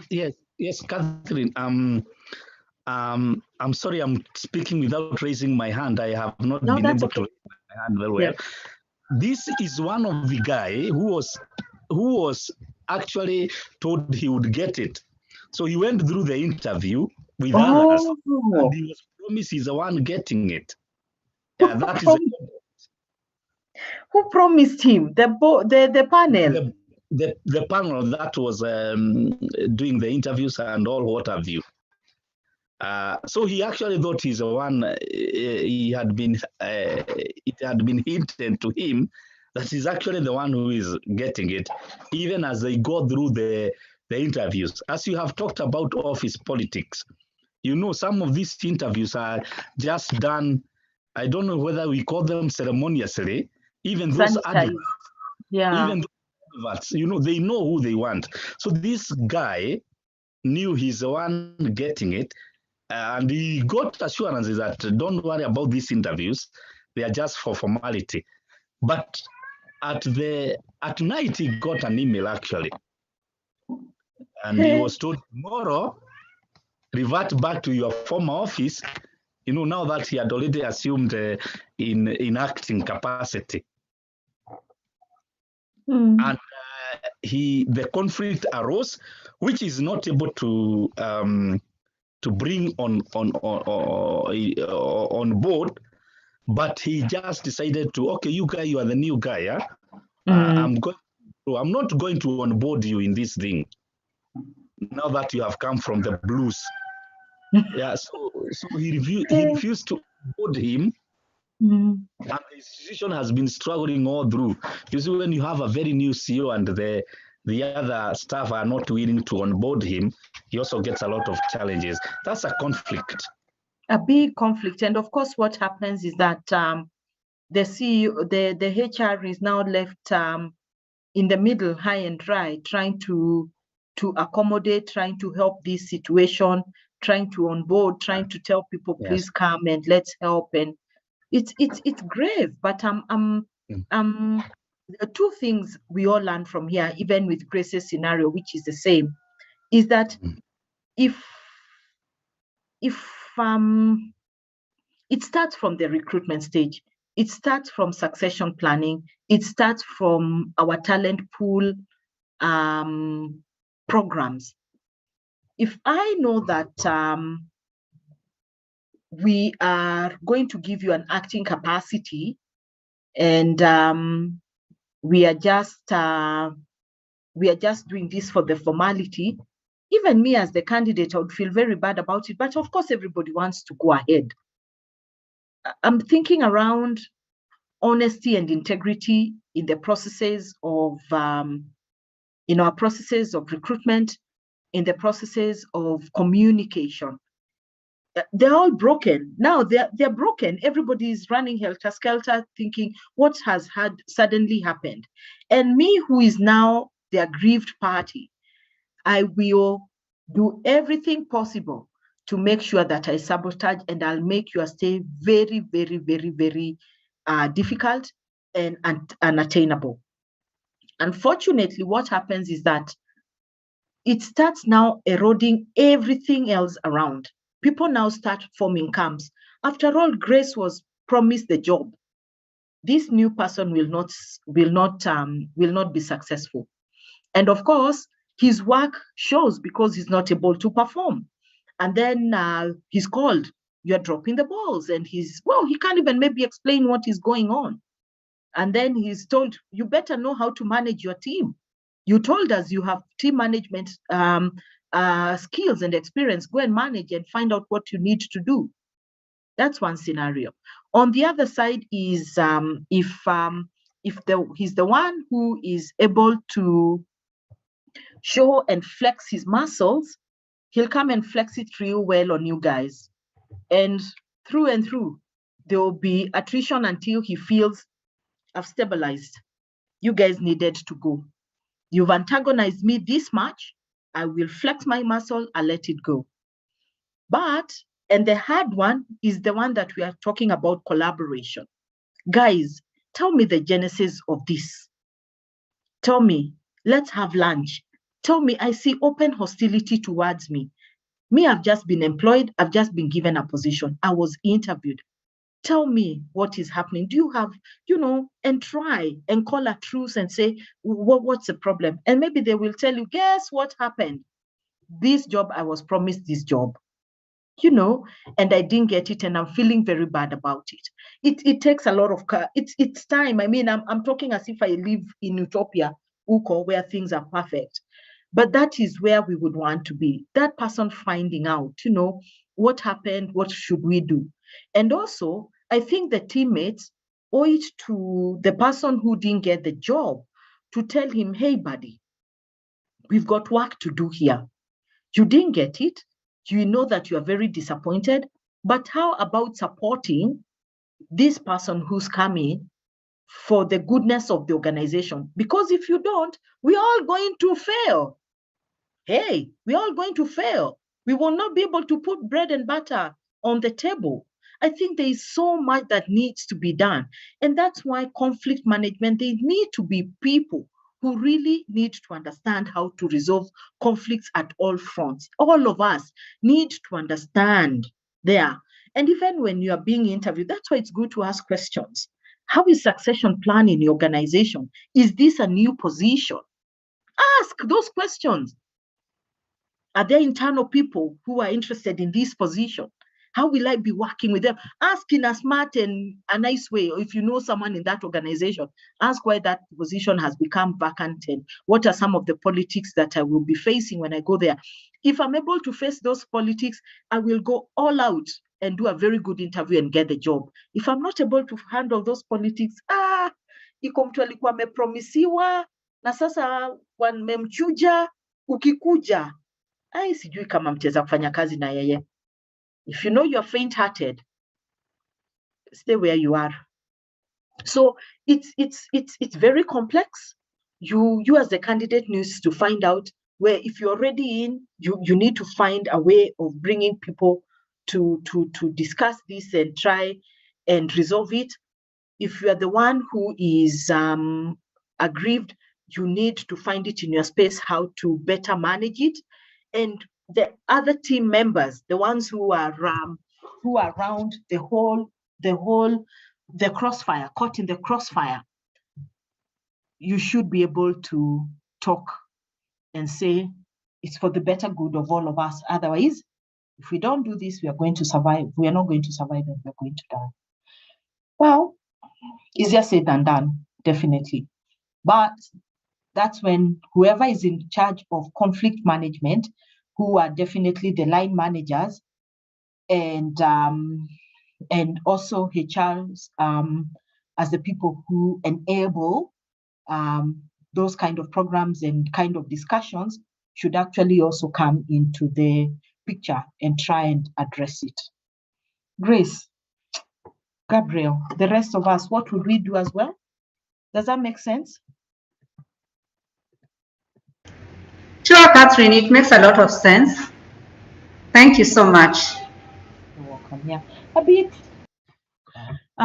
some far-fetched things that we can do, but if you're able to help the situation, I think it is really nice. Yeah, and of course, maybe just saying, can they be given more responsibilities? Is there a position that when projects are coming in, they can be motivated around that? I'm not saying that they start now being favored and being given like more money. That's wrong. But what are some of the things that we can do to show them that we still appreciate them? And that would actually come from the new guy who came. So also show that I'm giving you this because I know you are capable. I'm not lumping into you. I'm not delegating. I'm giving you the opportunity to work with me. And if then opportunity comes, not just in this department, but get you ready, because there will be opportunities coming up in this organization. Okay. So there are various kinds of conflicts, such as follows: personal conflicts, situational conflicts, interdependency conflicts, differences in leadership, and personal conflicts, differences in styles. You know, your style is different, differences in background, gender, differences in personality. You know, our personalities, to say, oh, me and we don't get along. We have different personalities. So I'll try and go a bit faster, and it's things that we can relate with, you know. So personality conflicts are related to your and other behavior styles, differences in style, differences in background and gender, differences in personality. Differences in style can occur with conflicts occur because people's styles for competing completing a job can differ. For example, one person may just want the work to be done quickly, task-oriented, while the other is concerned more about having done in a particular way, very meticulously, dotting the I's, crossing the T's, looking at it 100 times, making sure that we can put more illustrations if it's data, instead of just giving plain data. Why don't we put in a pie chart? It's better illustrating it like this, and you're just thinking, but we provided the information that they need. Hell, but let's move on. So difference in style, different in background and gender. Because conflicts can arise between people because of differences in their educational backgrounds, personality, experiences, ethnic heritage, gender, and political preferences. And that's why I love the opening statements. We are an equal opportunity employer. What do we say? All those things. And we don't discriminate against all these things that are referenced here. Okay, differences in personalities. And this, we said that this type of conflict is often fueled by emotion and perceptions about someone else's motives and character. You look at people for the first time and you already judge them. The first impression when you see someone, you always, you almost, you know where to place them in your social circles, in their professional circles and stuff like that. So, for example, a team member shouts at someone for being late because he perceives the team member as lazy, always coming in late, and inconsiderate. The other team members see the team leader as being irrational. You didn't even find out why Catherine came in late today. You didn't even hear. Anyway, and then what happens here is the other team members have formed another WhatsApp group. And in that WhatsApp group, Catherine said, you know what, guys, there's been robbery in my house. And by the time even I'm trying to get to sort the robbery in my house and everything, I get late to work. And I didn't remember to tell Martin, sorry, I'll be coming in late. This is what has happened to my whatever. So the team members already told me, oh, Pole, nini. And then they're thinking, you see, you don't even know what happened to Catherine last night, and you're just shouting on the corridors and something like that, and just looking at you, and we start ganging up now, real good against the leader. Interdependency and interdependency conflicts. Such conflicts occur when a person's job depends on someone else, cooperation, output, and input. For example, a salesperson who is constantly late in submitting their monthly figures may cause the accountant to be late in submitting her report. Remember, interdependency. Leaders have different styles, different leadership styles inherent to their personalities, their socialization, their traditions from where they came from, how they perceive the world, and sometimes because you are so closed up in your world and you think your world is the one that is complete and nobody else should see anything else apart from the way you see it, you lose the opportunity of becoming a great leader and getting to the next level of providing great leadership. For example, one leader may be more open to delegate, more open to feedback, and while the other may be more directive. For example, and this can become a source of conflict, in your leadership style. Okay. Steps to resolving conflicts. How do we resolve conflicts? Moving a bit faster. Anything here? Personal conflicts, situational conflicts. Very much drawn into all this. You can find them at the workplace. And how do we try to make sure that we can resolve them as we go by? Okay. Anybody would like to say something there? Anyone would like to say something there? Anyone? Do you see more happening at the workplace? Have you experienced situational? And I'm sure from time to time, it's not a perfect world, but those examples offer really great insights on even how to manage them. So let's look at steps to resolving conflicts. There is one, 2, and 3. Okay, how would you resolve personal conflicts? Someone read for us. I can read. Thank you. Steps to resolve personal conflict. Manage yourself. If you and or the other person are getting angry, then manage yourself to stay calm by speaking to the person as if the other person is not angry.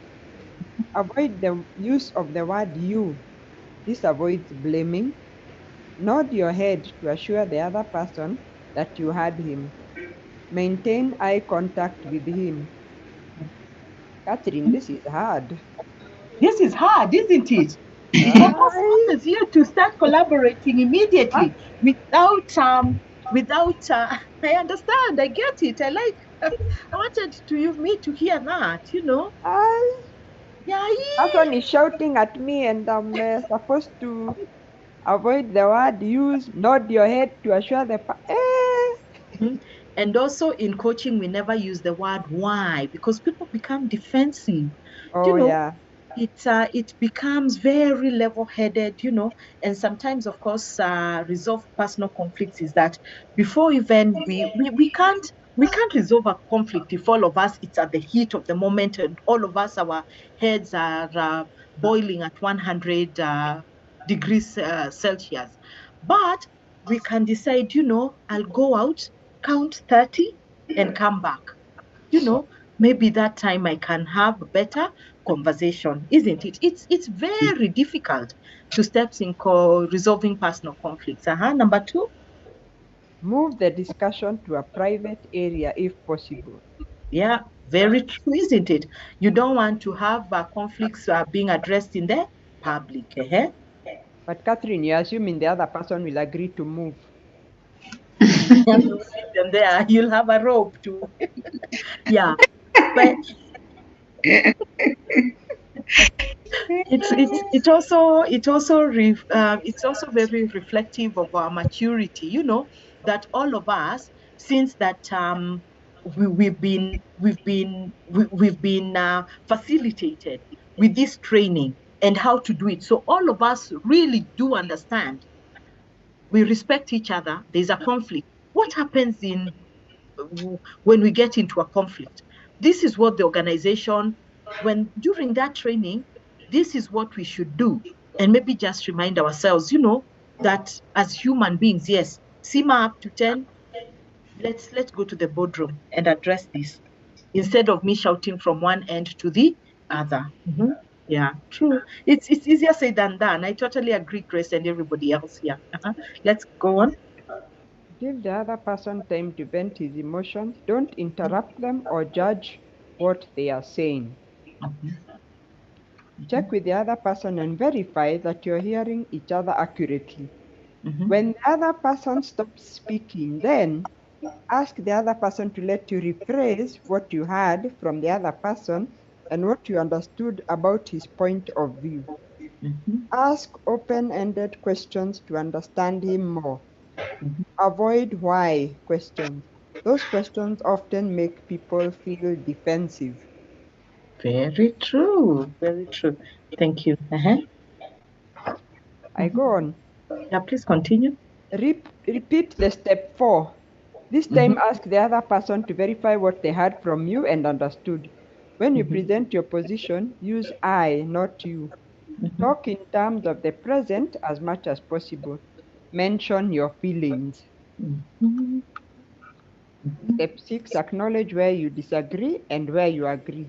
Work on the issue, not the person. When they are convinced that you understand them, ask, what can we do to fix the problem? There is a high possibility that they will begin to complain again. Then ask the same question, focus on actions they can do too. Great. Yeah. I'll just do a bit. 7 and 8, the last ones. Identify at least one action that can be done by one or both of you if possible. Ask the other person if they will support the action. If they will not, then ask for a cooling off period. Thank the person for working with you. You'll never remember that. Thank you. If the situation remains a conflict, then conclude if the other person's behavior conflicts with policies and procedures in the workplace, and if so, inform about the issue to your supervisor. Consider whether to agree or disagree. Consider seeking a third party to mediate. Exactly. That we agree to disagree. Let's get someone else who will be talking to us and whatever. Those two, well, just setting the pace of where it is. I think what we should emphasize on is all these steps, we actually do know them, and it starts, it goes in, but the real issue is that we are trying to address the conflict. We are not we are not attacking the person, we are attacking the issue at hand. You are always late for work. The issue is that you are always late for work. And this is how it impacts the team. This is how I feel. I feel frustrated when I call you extension and you're not there. Mention your feelings, and feelings which are valid, not that feelings like I feel mad. What is that now? I feel mad, leave it for house because they already know how mad you feel anyway. But voice things, I feel very frustrated. I feel very disappointed. And don't raise your voice, the tendency of raising your voice and voicing that frustration in your voice is very tempting. I feel that you let the team down. You let yourself down and you let me down. I'm unhappy with the way you do things. So voice your frustration, because then it will I feel very fearful that if it continues like this, there will be consequences coming along the way because of this conflict that we have in place, So ask them, what would we do to fix the problem?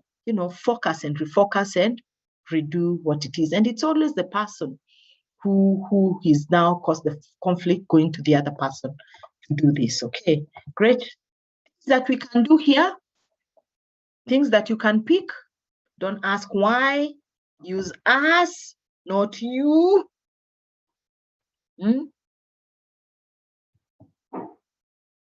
We can always take it to the third party, get cooling off and say, can we continue tomorrow? If it becomes a get heated and you say, that's not what we are here. It's not a shouting match, and speak the way you speak. Again, don't lower your tone too much. Those ones of people think, well, what are you saying? This is not how you speak. Be as natural as you can. Yes, Lydia?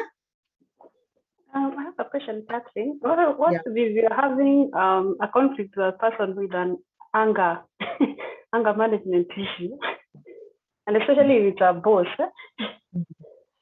so that it flare up, it's too much.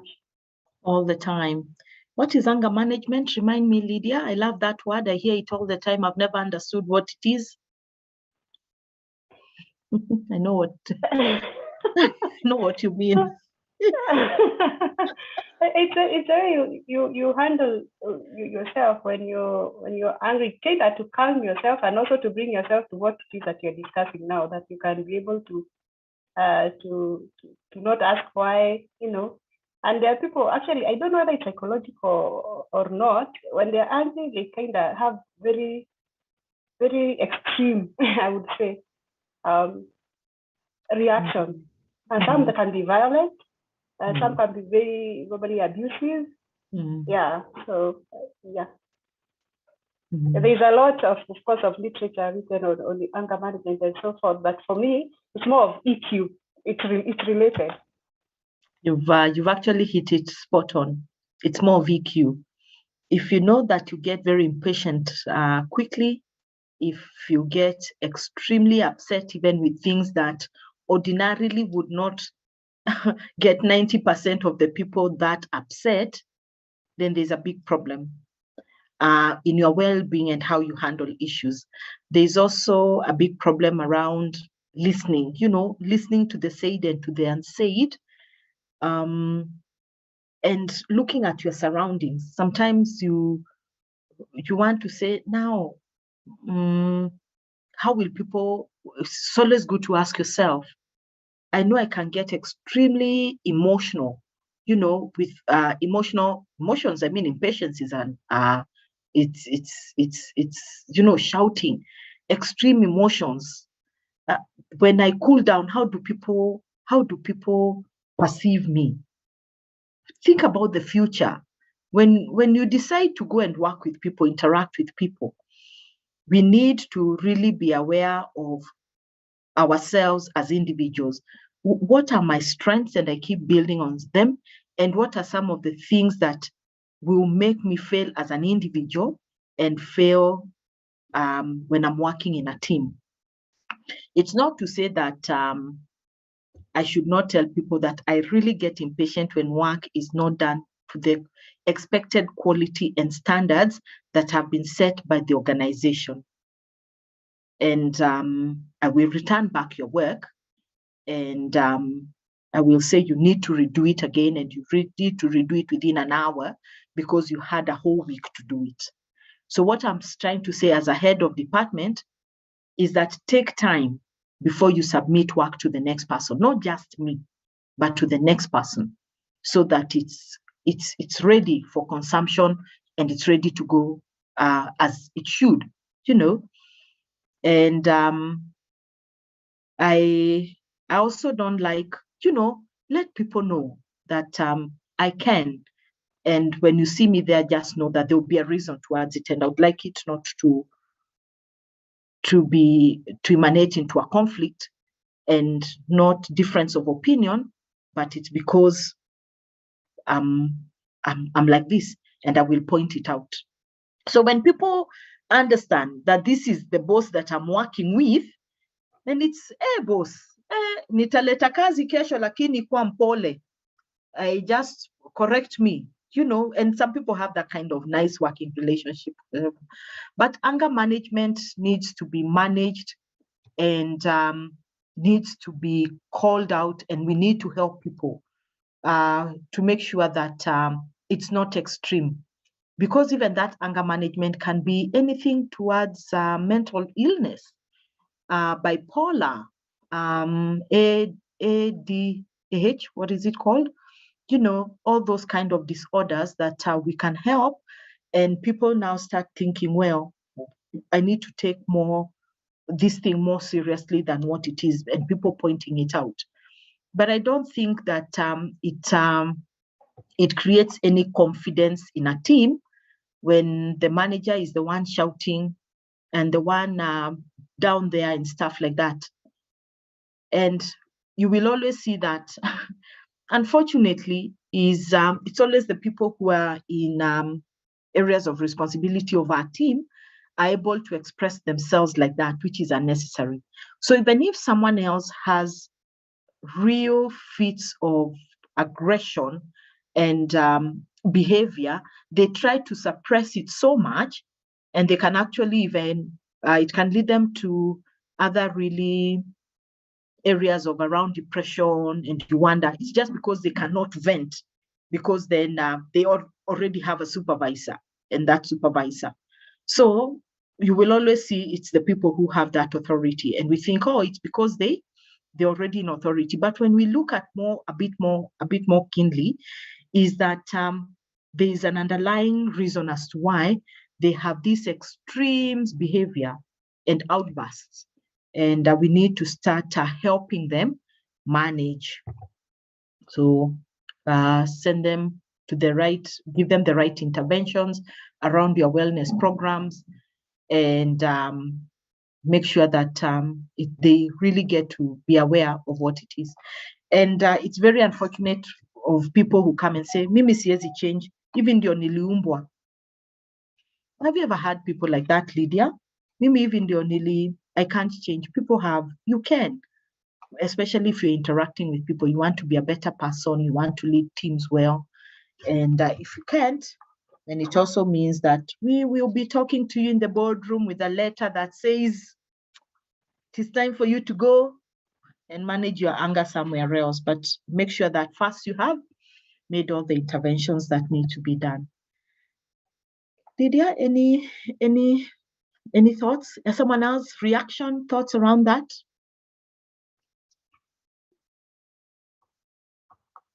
Reactions around that?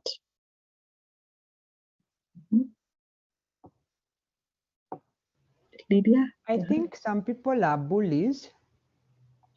And what I've come to realize over time is sometimes they don't have the inner confidence to handle a different opinion or a discussion about anything. So they prefer to shout and to force it down your throat, and then you leave them alone. So sometimes, Lydia, maybe just to let them go through their storm, and then you come back and say, I think, can we try this or can we try, I thought your idea was good, but can we try it like this?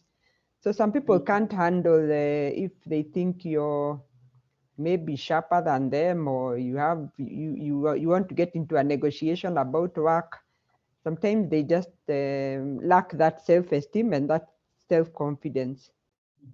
Yeah, there could also be that. I totally agree, where you hide behind your insecurities, and the best thing to do is shout to people and bully them around. So we need to find out which is each, and they can't do the work. And it's sometimes, it's because of how, again, don't accept jobs which you cannot be able to do. Stay on your lane. You remember yesterday where we said, stay on your lane. That lane is where you can. Just because it's a promotion, you want to take it and you're not ready, it will catch up with you. Others who whatever. So we'll form camps. Let's see. And then what you start doing is to bully us. Organizations are complex, yeah. So, and if you don't know, if you're whatever, it's always nice, even when we feel that you have the capacity and the capability, let's take you for training to be able to get you there, okay? And mentor and coach especially. Lydia?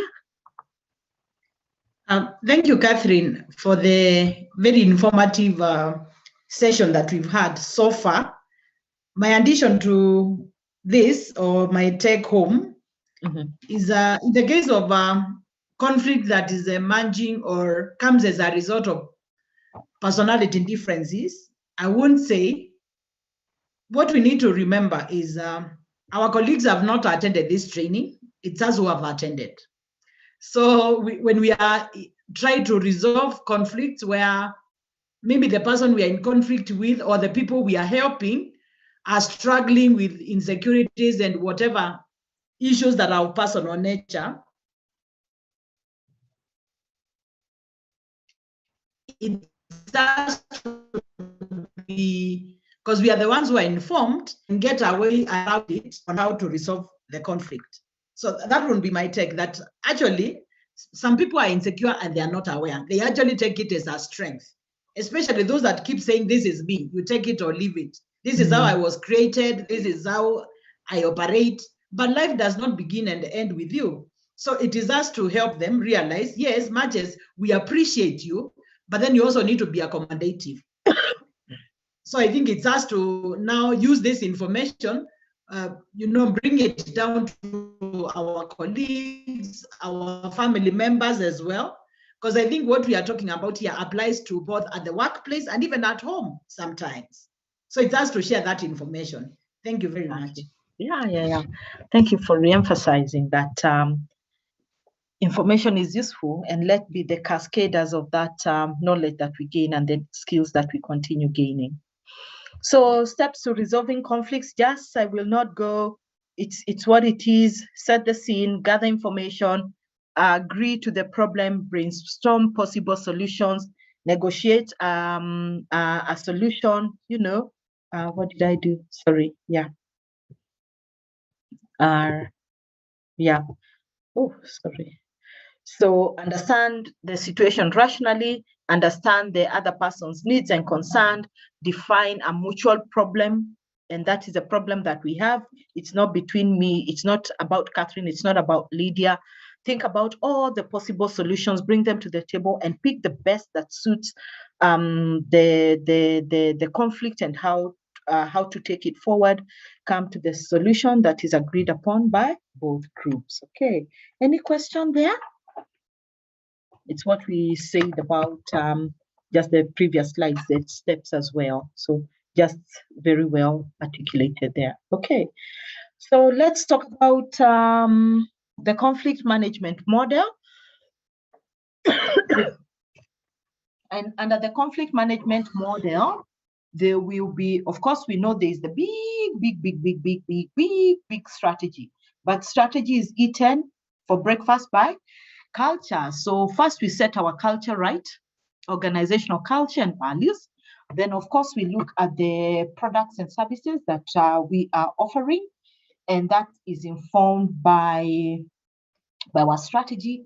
We look at our environment because it's forever changing. Who thought that last year, a time like this, we would have changed our strategies around the pandemic? You know, fast changing environment. What is your competitor doing? What is your comparator doing? What are the consumers of your products and services saying? You know, what are the dynamics around the economic conditions of your business and of the global situation? So it's important for us to understand that. Yeah.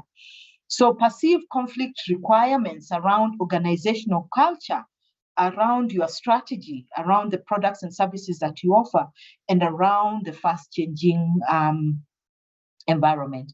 And then the desired conflict level. A conflict management model can be used by an organization to reach the desired conflict levels in an organization. So we need to have this really outlined for us, knowing that, for us outlined in our offices.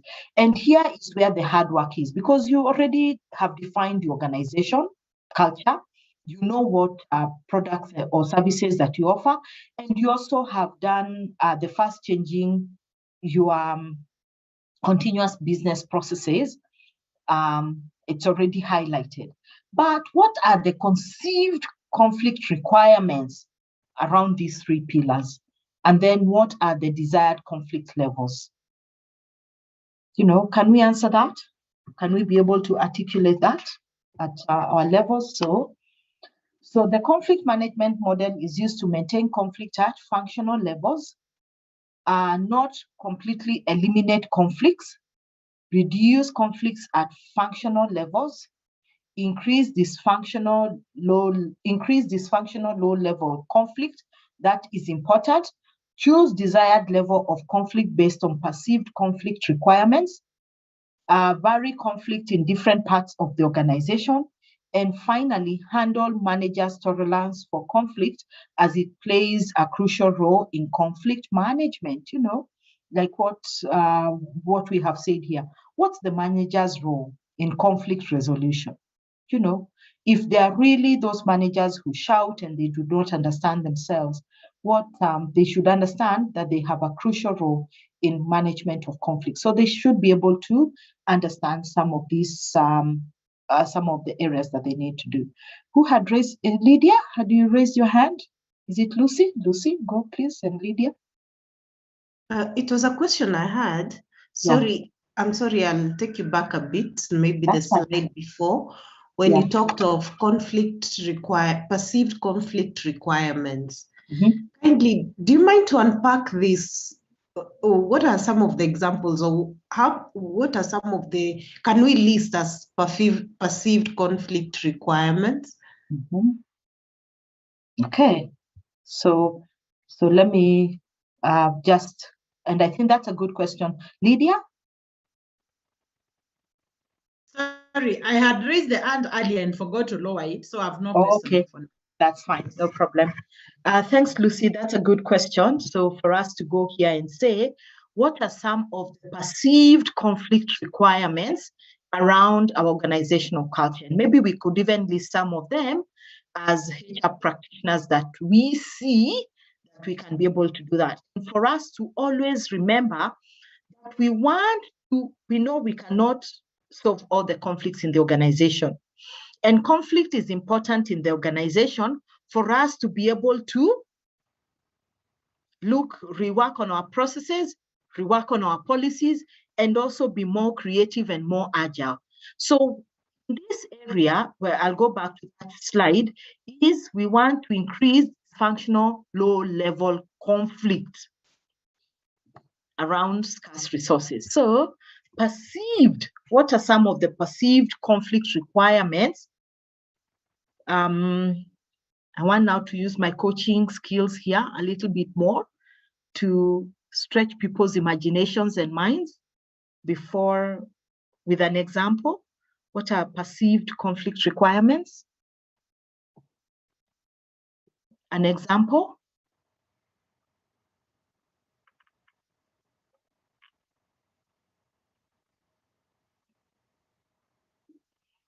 Perceived conflict requirements? Anyone? Michael, David, Priska, Linda, Esther? I think, for example, when you say that we want a turnaround time for maybe for a sales deal to go through, or turnaround time for HR to hire, or whatever, we are already creating a perceived conflict in terms of how will all the parties involved drive towards that goal of what you're trying to achieve. So I'm thinking it creates a good conflict where all of us are working towards one particular direction, and we need different parties to be able to move to that turnaround time. I'm thinking. Yeah. That's a good, so we start from the known that we have this position, and this position we are aiming to fill it within 90 days. But there's a conflict. 90 days is too perceived conflict requirements. It's going to take too long. 90 days is too long. Then you come and say, well, it will take 2 weeks to advertise for the job. It will take another 2 weeks for the long listing and the short listing. We are assuming that the candidate will give notice period and stuff like that. Then there's a conflict. Then why don't you just promote one of us internally? Why do you have to advertise for this job?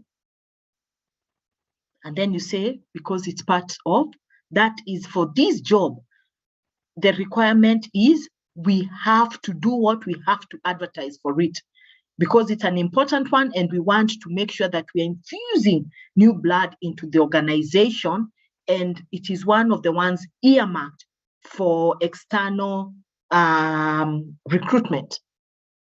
So we already have a perceived whatever, and we try now to get into what?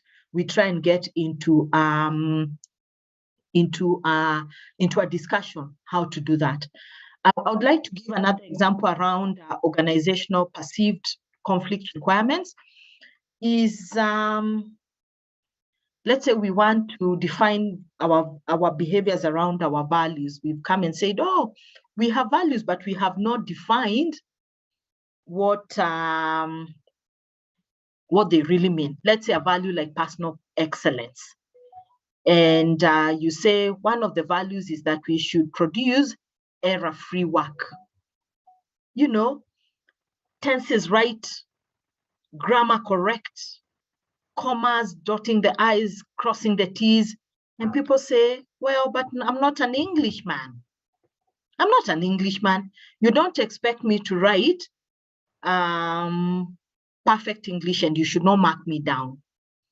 And then you come and say, but our brand image really matters. If you're going to send out a report that has errors, then there's a big problem. And we start having a conflict around that requirement of perfect work that comes out of our work.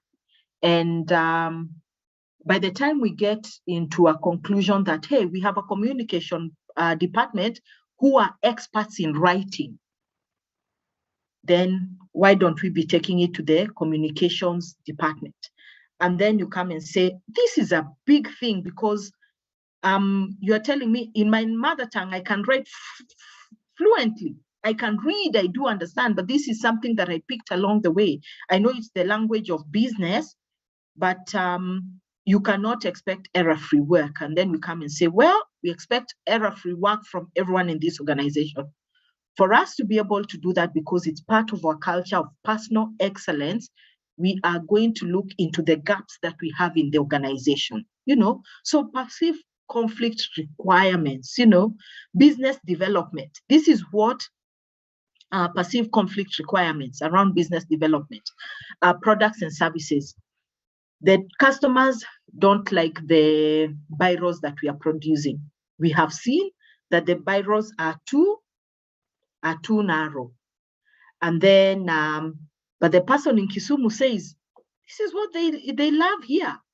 In fact, give me all yours, But in Nairobi, the preferences are changing into a bigger nib of the biro.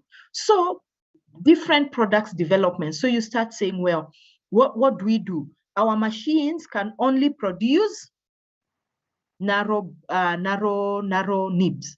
And then this other one, we have to think that if this is our main market, Nairobi is our main market, we have to think of investing. Perceived conflict, and now you guys, you're going to make sure that in all the other 46 counties, we are delayed because of Nairobi. You think it's the bigger market. You get what I mean? Lucy, you understand perceived conflicts. By the time they come to the table, we have to negotiate around them. We clear? Yes, I'm following. It's clearer now. Oh, Thank fantastic. you. You're welcome. You're welcome. And thanks for asking. So let's move on.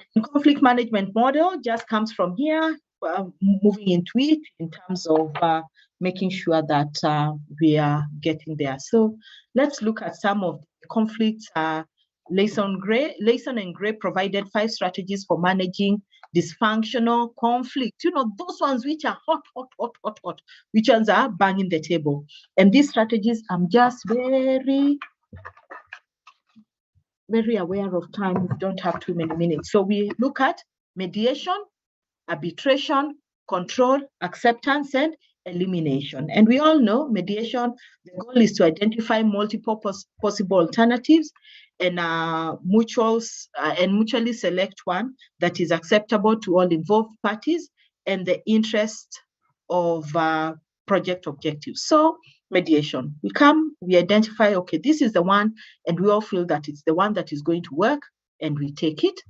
Arbitration, the strategy requires a project manager to provide a safe and productive opportunity for the conflicted parties to air their disagreements.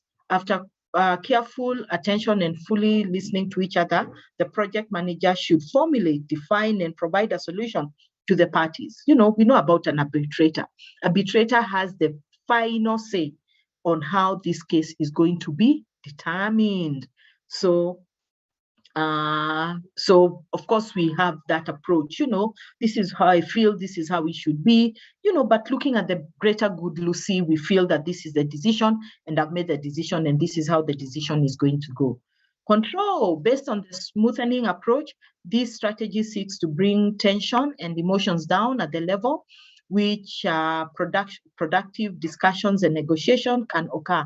Humor is often an effective tool, as well as the use of temporary breaks or timeouts for discussions between conflicted parties. And this is what we do all the time in the office, smoothing approach. Okay, you go sleep over it, I sleep over it, we come back and whatever.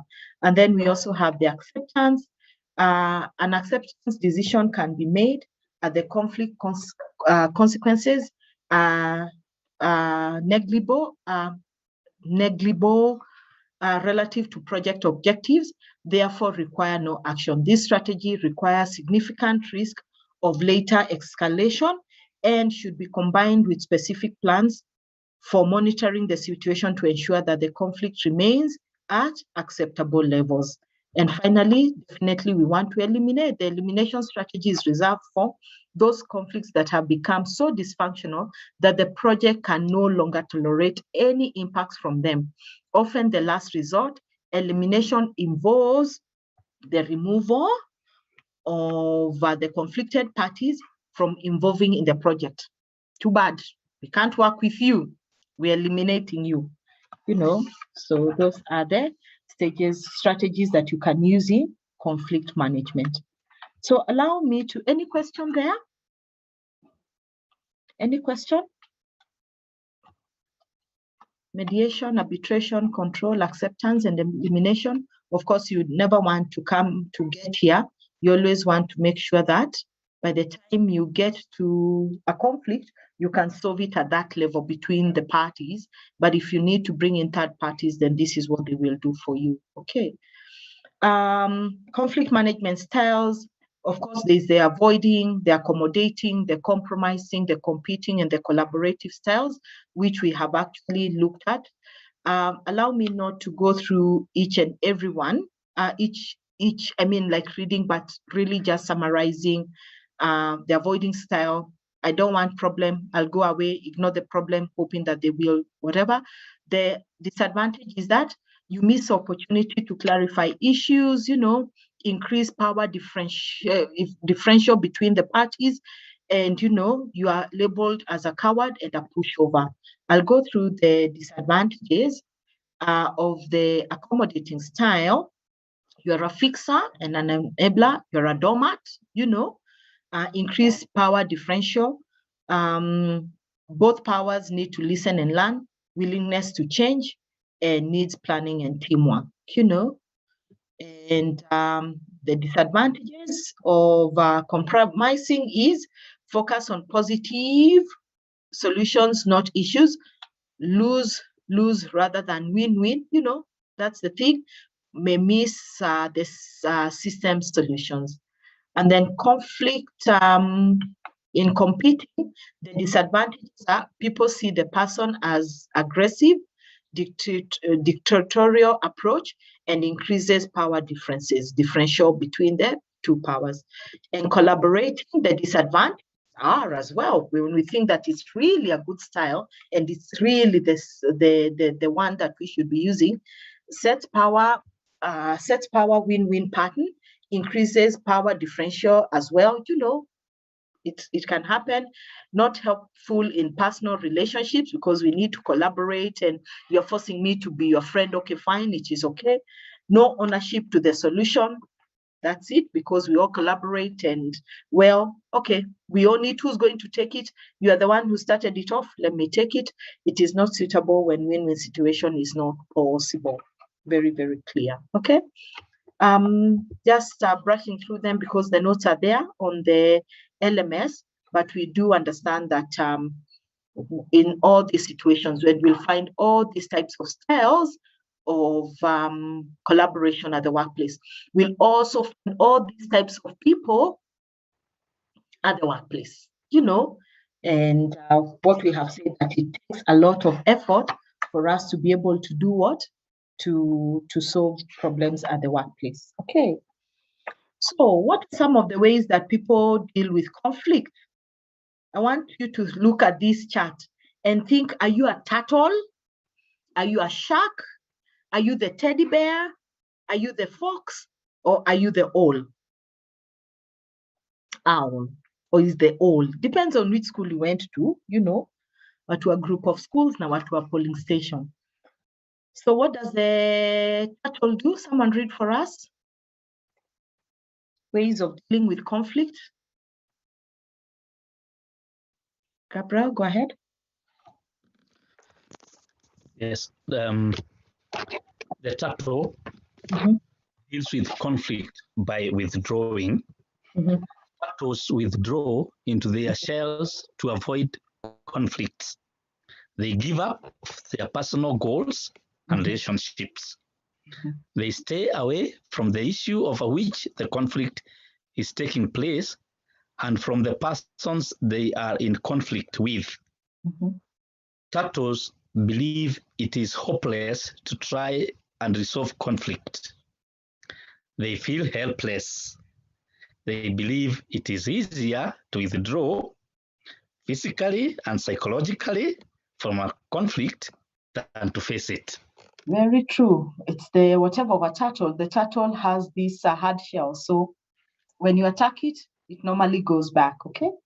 The shark, forcing. I love sharks. But let's look at them. I continue. Yeah, please, Barbara. Okay, the shark deals with conflict by forcing. Sharks try to overpower opponents by forcing them to accept their solutions to the conflict. Their goals are highly important to them, and relationships are of minor importance. They seek to achieve their goals at all costs. They are not concerned with the needs of others. They do not care if others like or accept them. Sharks assume that conflicts are either won or lost, and they want to be the winner. This gives them a sense of pride and achievement. Losing gives them a sense of weakness, inadequacy, and failure. They try to win by attacking, overpowering, overwhelming, and intimidating others. Bullies. Sharks are bullies. The teddy bear. Okay. Continue. Sorry. I continue. Yeah, all of them. Thank you, Gabriel. Okay, thank you. The teddy bear deals with conflict by smoothing. For teddy bears, the relationship is of great importance, while their own goals are of little importance. Teddies want to be accepted and liked by other people. They think that conflict should be avoided in favor of harmony, and that people cannot discuss conflicts without damaging relationships. They are afraid that if a conflict continues, someone will get hurt, and that could ruin the relationship. They give up their goals to preserve the relationship. They like to smooth things over. Exactly. Mm-hmm. The They're very fox, touchy. yeah, the fox deals with conflict through compromising. Foxes are moderately concerned with their own goals and their relationships with others. They give up part of their own goals and persuade others in a conflict to give up part of theirs. They seek a conflict solution in which both sides gain something, the middle ground between the two extreme positions. They compromise, they will give up a part of their goal and relationship in order to find agreement for the common good. Thank you. And finally, the owl. Finally, the owl likes confronting. Owls highly value their own goals and relationships. They view conflicts as problems to be solved and seek a solution that achieves both their own and other person's goal. Owls see conflicts as a means of improving relationships by reducing tension between two people. They try to begin a discussion that identifies the conflict as a problem to be solved. By seeking solutions that satisfy everyone, owls maintain the relationship. They are not happy until a solution is found that both satisfies everyone's goals and resolves the tensions and negative feelings that may have been present. Thank you very much. Thank you all. Wonderful reading. So are you an owl, a fox, a teddy, a shark, a turtle? And just goes to show this is actually this, you will see the patterns of how, if you are an owl, you're in the collaborating, you like a collaborating style. If you are a shark, you are actually very competing in style. So it's important for us, even as we think about our own personalities, how we resolve conflicts. These are the characteristics of these animals, really expressed, a turtle, a shark, a teddy bear. Every child loves a teddy bear. A fox, the sly fox, and they're all very, very wise, the old. So it really depicts, even at the workplace, you can start looking at who is a fox, who is an owl, who is a shark, and what should we do about it? Who is a teddy bear, who is very indecisive, can never make a decision, on them, because we want the status quo, and the turtle as well. So where do you fall as an individual? That is my question. You can see yourselves there. I can see myself somewhere. And sometimes, even as we go, some situations will, as we say, not all conflicts are going to be resolved. Sometimes you will say, for the greater good of what it is, I'll walk away, and I never want to face it again. I'm ready to lose. It is never that serious. So again, it will depend on situations, on circumstances, on the environment, and also your feelings at that time. So it doesn't mean that you are an old, you'll be an old forever. Sometimes you will oscillate between all those styles of dealing with conflicts, depending on the situation, but always aim at achieving of being an all, and also making sure that you can do what? You can achieve getting into the collaboration stage of conflict management.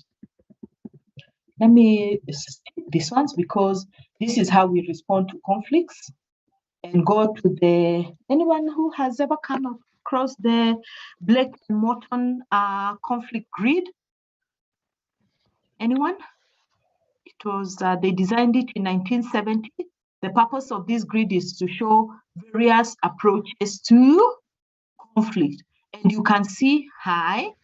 We have all these theories all the time, even I'm sure, it's like the Johari window, high, low, high, and where we want to be. So concern for people, low and low, high, low and high, and I want us to interpret it, low, high, and high. You can see that. So normally what happens in grid 1.1, when you're using this conflict grid even at the workplace, you can pinpoint where that conflict is, and you'll be able also to make a decision on how to solve that conflict. It becomes very easy for you to be able to solve that conflict. So the 1.1 style is the hands-off approach. It is called low avoidance. What happens? It's very low. Nothing happens in this situation. In this organization, nobody ever wants to take a decision. Neutrality is maintained at all costs. Withdraw behind walls of insulation, release the necessity of dealing with situations that would arouse conflict. Area, upper, kabisa, let's not whatever.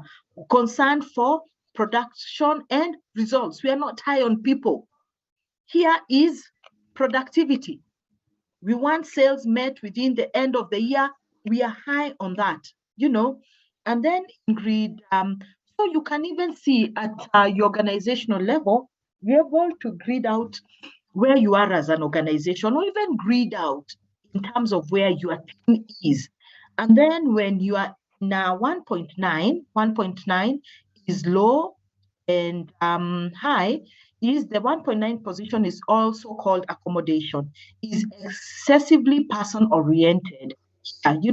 Disagreements are smoothed over and ignored so that the surface harmony is maintained in a state of peaceful coexistence. Not nice to be, definitely. You don't want just to be. You are low on productivity, but you want to be high on people. You want to have a balance. You want to call out bad behavior. You want to make sure that you just don't want to coexist peacefully, because we don't want to deal with conflict. On the 5.5, which is in the middle, and I would love you to have this chart in your office and to look at it from a strategic point of view. The position 5.5, level 5.5 represents the willingness to compromise. You know, we are here, compromise, bargaining, and middle ground positions are accepted so that no one wins and no one else loses. Accommodation and adjustments lead to workable rather to best solutions. You know, we want a standard way of doing things. We are all on the same page. We have aligned. Let's look. So we are very balanced. We are very well aligned to everything. Then 9.1 is the bull-headed approach, so-called competing. 9.1, conflict is suppressed through authority obedience approach.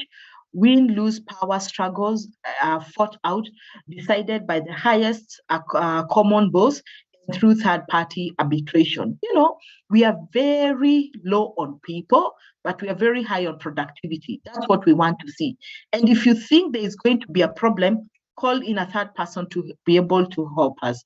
And then the 9.1, the optimal style of reducing conflict is 9.9 approach, also called collaboration. So just a build-up of what we have been saying, but a real nice grid to go and map out in your office around your strategy and people programs where you are. Valid problem solving takes place with varying points of view objectively, evaluated against facts, emotions, reservations, and doubts are examined and worked through.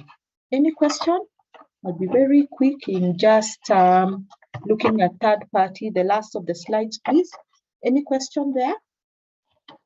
I know I'm very rushed now for time. So, third-party conflict resolution is any attempt by a relatively neutral person to help the parties resolve their differences. The three main forms of third-party dispute resolution are mediation, arbitration, and inquisition. Managers tend to use inquisition approach, although mediation and arbitration are more appropriate depending on the situation. Inquisition is where you keep asking, what's happening? Why did it happen? When is it going to be resolved? Well, how did we get into this solution? And people can get a bit tired, but it's really deep questioning. Alternative dispute resolutions applies mediation, but may also involve negotiation and eventually arbitration. We know, and that's why yesterday I asked, is there a mediator in this forum? A mediator, a neutral third party who facilitates a negotiated solution by using reasoning, persuasion, and suggestions for alternatives. An arbitrator, a third party to a negotiation who has the authority to dictate an agreement. And conciliator, a trusted third party who provides an informal communication link between the negotiator and the opponent. And the consultant, an impartial third party skilled in conflict management, whose attempt is to facilitate creative problem solving through communication and analysis, you know, and we can always read more on these areas. And sometimes we need to bring them in for us to be able to resolve problems here. So, what are some of the ways that we can use reduce conflict? You know, we can have a lose-lose method, lose-win method, and win-win method. And it's just a recap of where we have, you know, lose, we avoid, you know, does not permanently reduce the conflict, you know, for us to be able to again negotiate. The win-win methods are dominance, overwhelming others in the other party, majority rule, voting, you know, it's always a bad way, you know. The majority have their way, the minority have their say. Win-win, we look at the problem, integration meets interest and desire of all parties and superordinate goals. desired by all, but reachable alone. So what we want to say is that it is not necessary that conflicts should be reduced. In certain cases, it is beneficial to increase conflicts, as an organization should try and increase conflict where it is dysfunctionally low. Remember where we say that we should try and increase conflicts. So how do we try and increase conflicts in the organization? I would have loved us to have this discussion, but in the interest of time, I'll leave you for you to think through, and maybe when we have another chance, we can be able to do that. Yeah. An organization can try and increase conflicts in the following ways. You remember, we just want to make sure that we have that nudge to be able to speak and understand the other person. We want to be more creative. We want to be more agile. We want to make sure that we are having progressive policies and procedures. So through organizational culture, playing the devil's advocate, creating heterogeneous working groups, And finally, what are some of advantages of conflict? Diffuses more serious conflicts, stimulates search for new facts and solutions, enhances relationships, increases cohesiveness. Yeah, and disadvantages of conflicts is that they are time-consuming, disrupts progress, problem solving, distracts from the job at hand, keeps people apart if unresolved, poor quality, loss of productivity, reduced team effectiveness, high turnover, accidents. We discussed them yesterday. And so this was nice around culture, influences, tips for how different cultures view conflicts. In the African and Asian communities, we condemn, in the Asian community countries, conflicts are condemned and the solution should be found that benefits everyone to create harmony. The Hispanics perceive conflicts as an opportunity to be expressive and dramatic. In the majority of the Mediterranean cultures, regarded as normal and valuable part of everyday life. In the United States, it's emphasis on individuality that make conflict. And this is where I paused and said, in the African culture, how do we perceive conflict? What's our overall view on conflict? Is it regarded as an opportunity? Is it everyday and valuable of everyday life? Is it very individualistic and it makes us very competitive? After all, it's a very capitalistic environment. Do we feel that it's an opportunity for us to flare up and become dramatic and call in the queen of drama and be able to express ourselves? Or do we condemn it and solutions should be found that benefit everyone? Overall, when you think about the way Africans view conflicts. Anyone who is able to wrap it up for us? Anyone? Anyone? It's very quiet here. I can see many people leaving now. Anyone?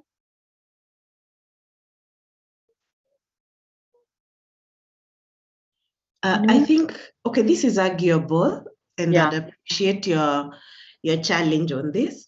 Yeah. I'd go with the way most Asian countries, we sometimes tend to take conflict as lack of manners, lack of respect to the superior person. When we tend to challenge a situation, or we tend to air our own views after a boss or an elder has spoken. So I think sometimes we have a culture where we condemn conflicts because we see it as somebody is being disrespectful, somebody is questioning authority.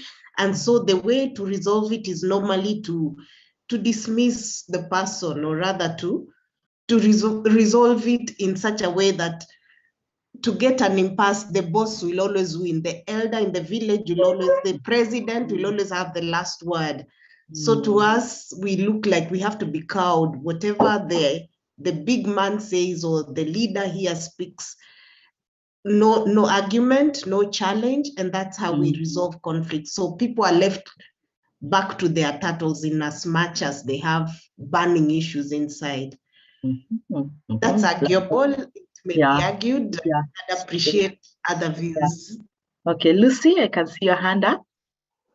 Yeah, thank you, Catherine. I think I agree with what my namesake Lucy has said. Only thing I can add is that I think it also depends with the who are we having the conflict with. For example, if it is with a person in authority, for example, if it's an elder, if it's maybe somebody our parents' age or even more senior in age, the way it is handled is different from if the conflict is with an age mate or somebody younger. So if it is somebody younger, it may be that the person that is senior will be more authoritative. And if it's somebody in, let's say like my boss or my parent, then it will be more of a collaborative, where somebody is really with lots of respect, trying to make them understand their point of view, and therefore reach a solution that is a win-win. I think that is the way I see it, and I think that is the way usually it is. Like, it depends on who is the conflict with. Then it makes somebody adjust accordingly how they are going to handle it. Yeah, thank you. Yeah. I agree with both Lucy's, double Lucy's, around the situation, the person you're dealing with, how much you want to solve that conflict, how important it is, how important the relationship is, and how important the task is. So, but overall, I think we are very hierarchical on respect for elders as an African community. So we will tend to listen, and tend to take their word, even if, and we'll actually not even say I agree to disagree, and because also of our religious beliefs around obey your parents and your days will be increased. So honoring them, I think a lot comes into play. But also now what we have learned is that we have the opportunity to come in and say, can we talk? I also want to be heard, and becomes very capitalistic. And it's sometimes you defend your ground if you know that you have nothing to lose. I'm the one more in power. I could be younger, but I have more power than you. I have more resources than you, and I am going to stamp my authority. So in that, so we become passive aggressive, but the correct way then, when we go through these trainings, when we enjoy life and we understand more, then even at that place, respect still gets its place, its prominence, and come and say, well, can we get an understanding? Can we try and resolve this issue? Yeah, but again, I like what both of you have said, but going forward now, what we know. Okay, great. The very last of the last, I will not go through that. I will, in terms of managing conflict at the workplace, building good relationships before the conflicts occur. Do not let the small, don't major on the minors. I like that saying. You can't resolve the problem, if you can't resolve the problem, ask someone for help. And finally, remember to adapt your style to the situation and the persons involved, So that ends our webinar, our 2-day webinar. And in this module, our takeaways is that conflict management is defined as an opportunity to improve situations and strengthen relationships. And then we saw at managing dysfunctional conflicts, the ones that moto, we can have mediation, arbitration, control, acceptance, and elimination. And the 5 styles for managing conflict. We can avoid, we can accommodate, we can compete, we can compromise, and we can also collaborate. And we also saw the various characteristics based on the animals that we talked about. And of course, we talked a lot more, sharing experiences, advantages and disadvantages, why conflicts come into the workplace. We really had good experiences with you guys sharing conflicts at the workplace and just asking ourselves at plenary, what can we do and what can we do better? So I hope it's been a good, worthwhile 2 days. And I would like to open this session to questions and answers briefly, and any feedback that you have. Thank you, everyone. Yeah, questions, answers, feedback. Was it useful? Are there things that you have really picked and said, this is one thing, the models, the organizational one, your products, the external forces coming down to perceived conflicts and what you can do about it? Just jogging our minds around that. Anyone? Gabriel and Lydia, thank you very much. Yes, can I go first? Yeah, Gabriel, go. Yeah, I think it was quite extensive, quite deep, and it has reminded us the various approaches which we need to do. And I also found it very refreshing, so that now my knowledge, or entire knowledge on conflict management, has been refreshed. So it was a good training. Thank you. Thank you very much. Thank you, Gabriel, for your participation. I appreciate. Lydia? I also concur with Gabriel, and I believe the rest of the participants that it was quite insightful. I liked the application bit and the sharing from the participants. What I picked from here is the conflict competence, handling a conflict and understanding. Actually, it's a real good competence that for me and for also rolling out in the organization, so that we deal with it from a point of information and understanding, and then enrich, just draw the good lessons that we can pick from there. So thank you very much, Madam Catherine. We do appreciate. Thank you very much. Yeah, thanks. It's always nice to engage. I keep on saying, when all our ears are combined of experience, we really become very rich in sharing those experiences. Yes, Lucy, please unmute. Yeah, thank you. Yeah. I also want to appreciate, this was a good eye-opener. I can conclude by saying conflict is healthy. It's healthy to have a conflict because you get feedback from people and you know who you're dealing with. And it becomes easier when you sit down to work together. You already know people's temperaments and some of the things you can anticipate in a conflict. And so you'll know how to deal with them. I was also impressed by the characteristics of the five, the turtle, the owl, the teddy bear. And personally, I saw myself there and I could see some of my teammates and I could say, this is so and so, this is so. Maybe that's not good, but I think it made me realize we can't run away from conflict. And when we have them, we shouldn't cower away. It's healthy, and let's get to know each other better even through them.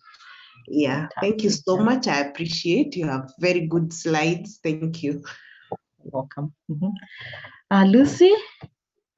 Thank you, Catherine. For me, is to agree with what other participants have said. I'm most grateful and appreciative of what, Catherine, you've taken us through. It was a lot. Actually, at some point, I was wondering, when did Catherine prepare all this? Really, so much work. And you are so knowledgeable in it. I really felt confident that I'm getting it from the best that can deliver this type of training to us.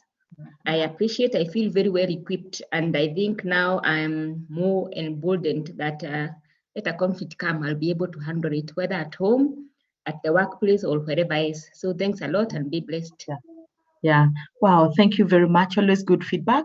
It's because we listen to what the participants say, so we make sure that we really we really go out of the way to make sure that we research on the content, we take the feedback that you take, and that's what really forms the modules that we present here. So the slides will be available on the LMS of the ACHRP platform. They're already there. In fact, they're there. Just go. They're there. Keep looking at them, and things that maybe we also did not discuss in depth, you can look at them. And if you have any questions, always feel free to reach out to me, and reach out to Dan and to the other facilitators. And we also welcome you. If you're able to train, why not come on, let's all. And even as you're contributing, you're training, you're facilitating. So it's always nice. Thank you so much for your time. I know we never take it for granted. Tomorrow I'll also be running a 2-part series in grievance handling. If you have time, please come. Let's learn, let's share. And for me, for now, is to wish you God's blessing, a very nice afternoon as you engage in your other activities. Bye for now, and God bless. See you tomorrow. Thank you. God bless Thank you you. too.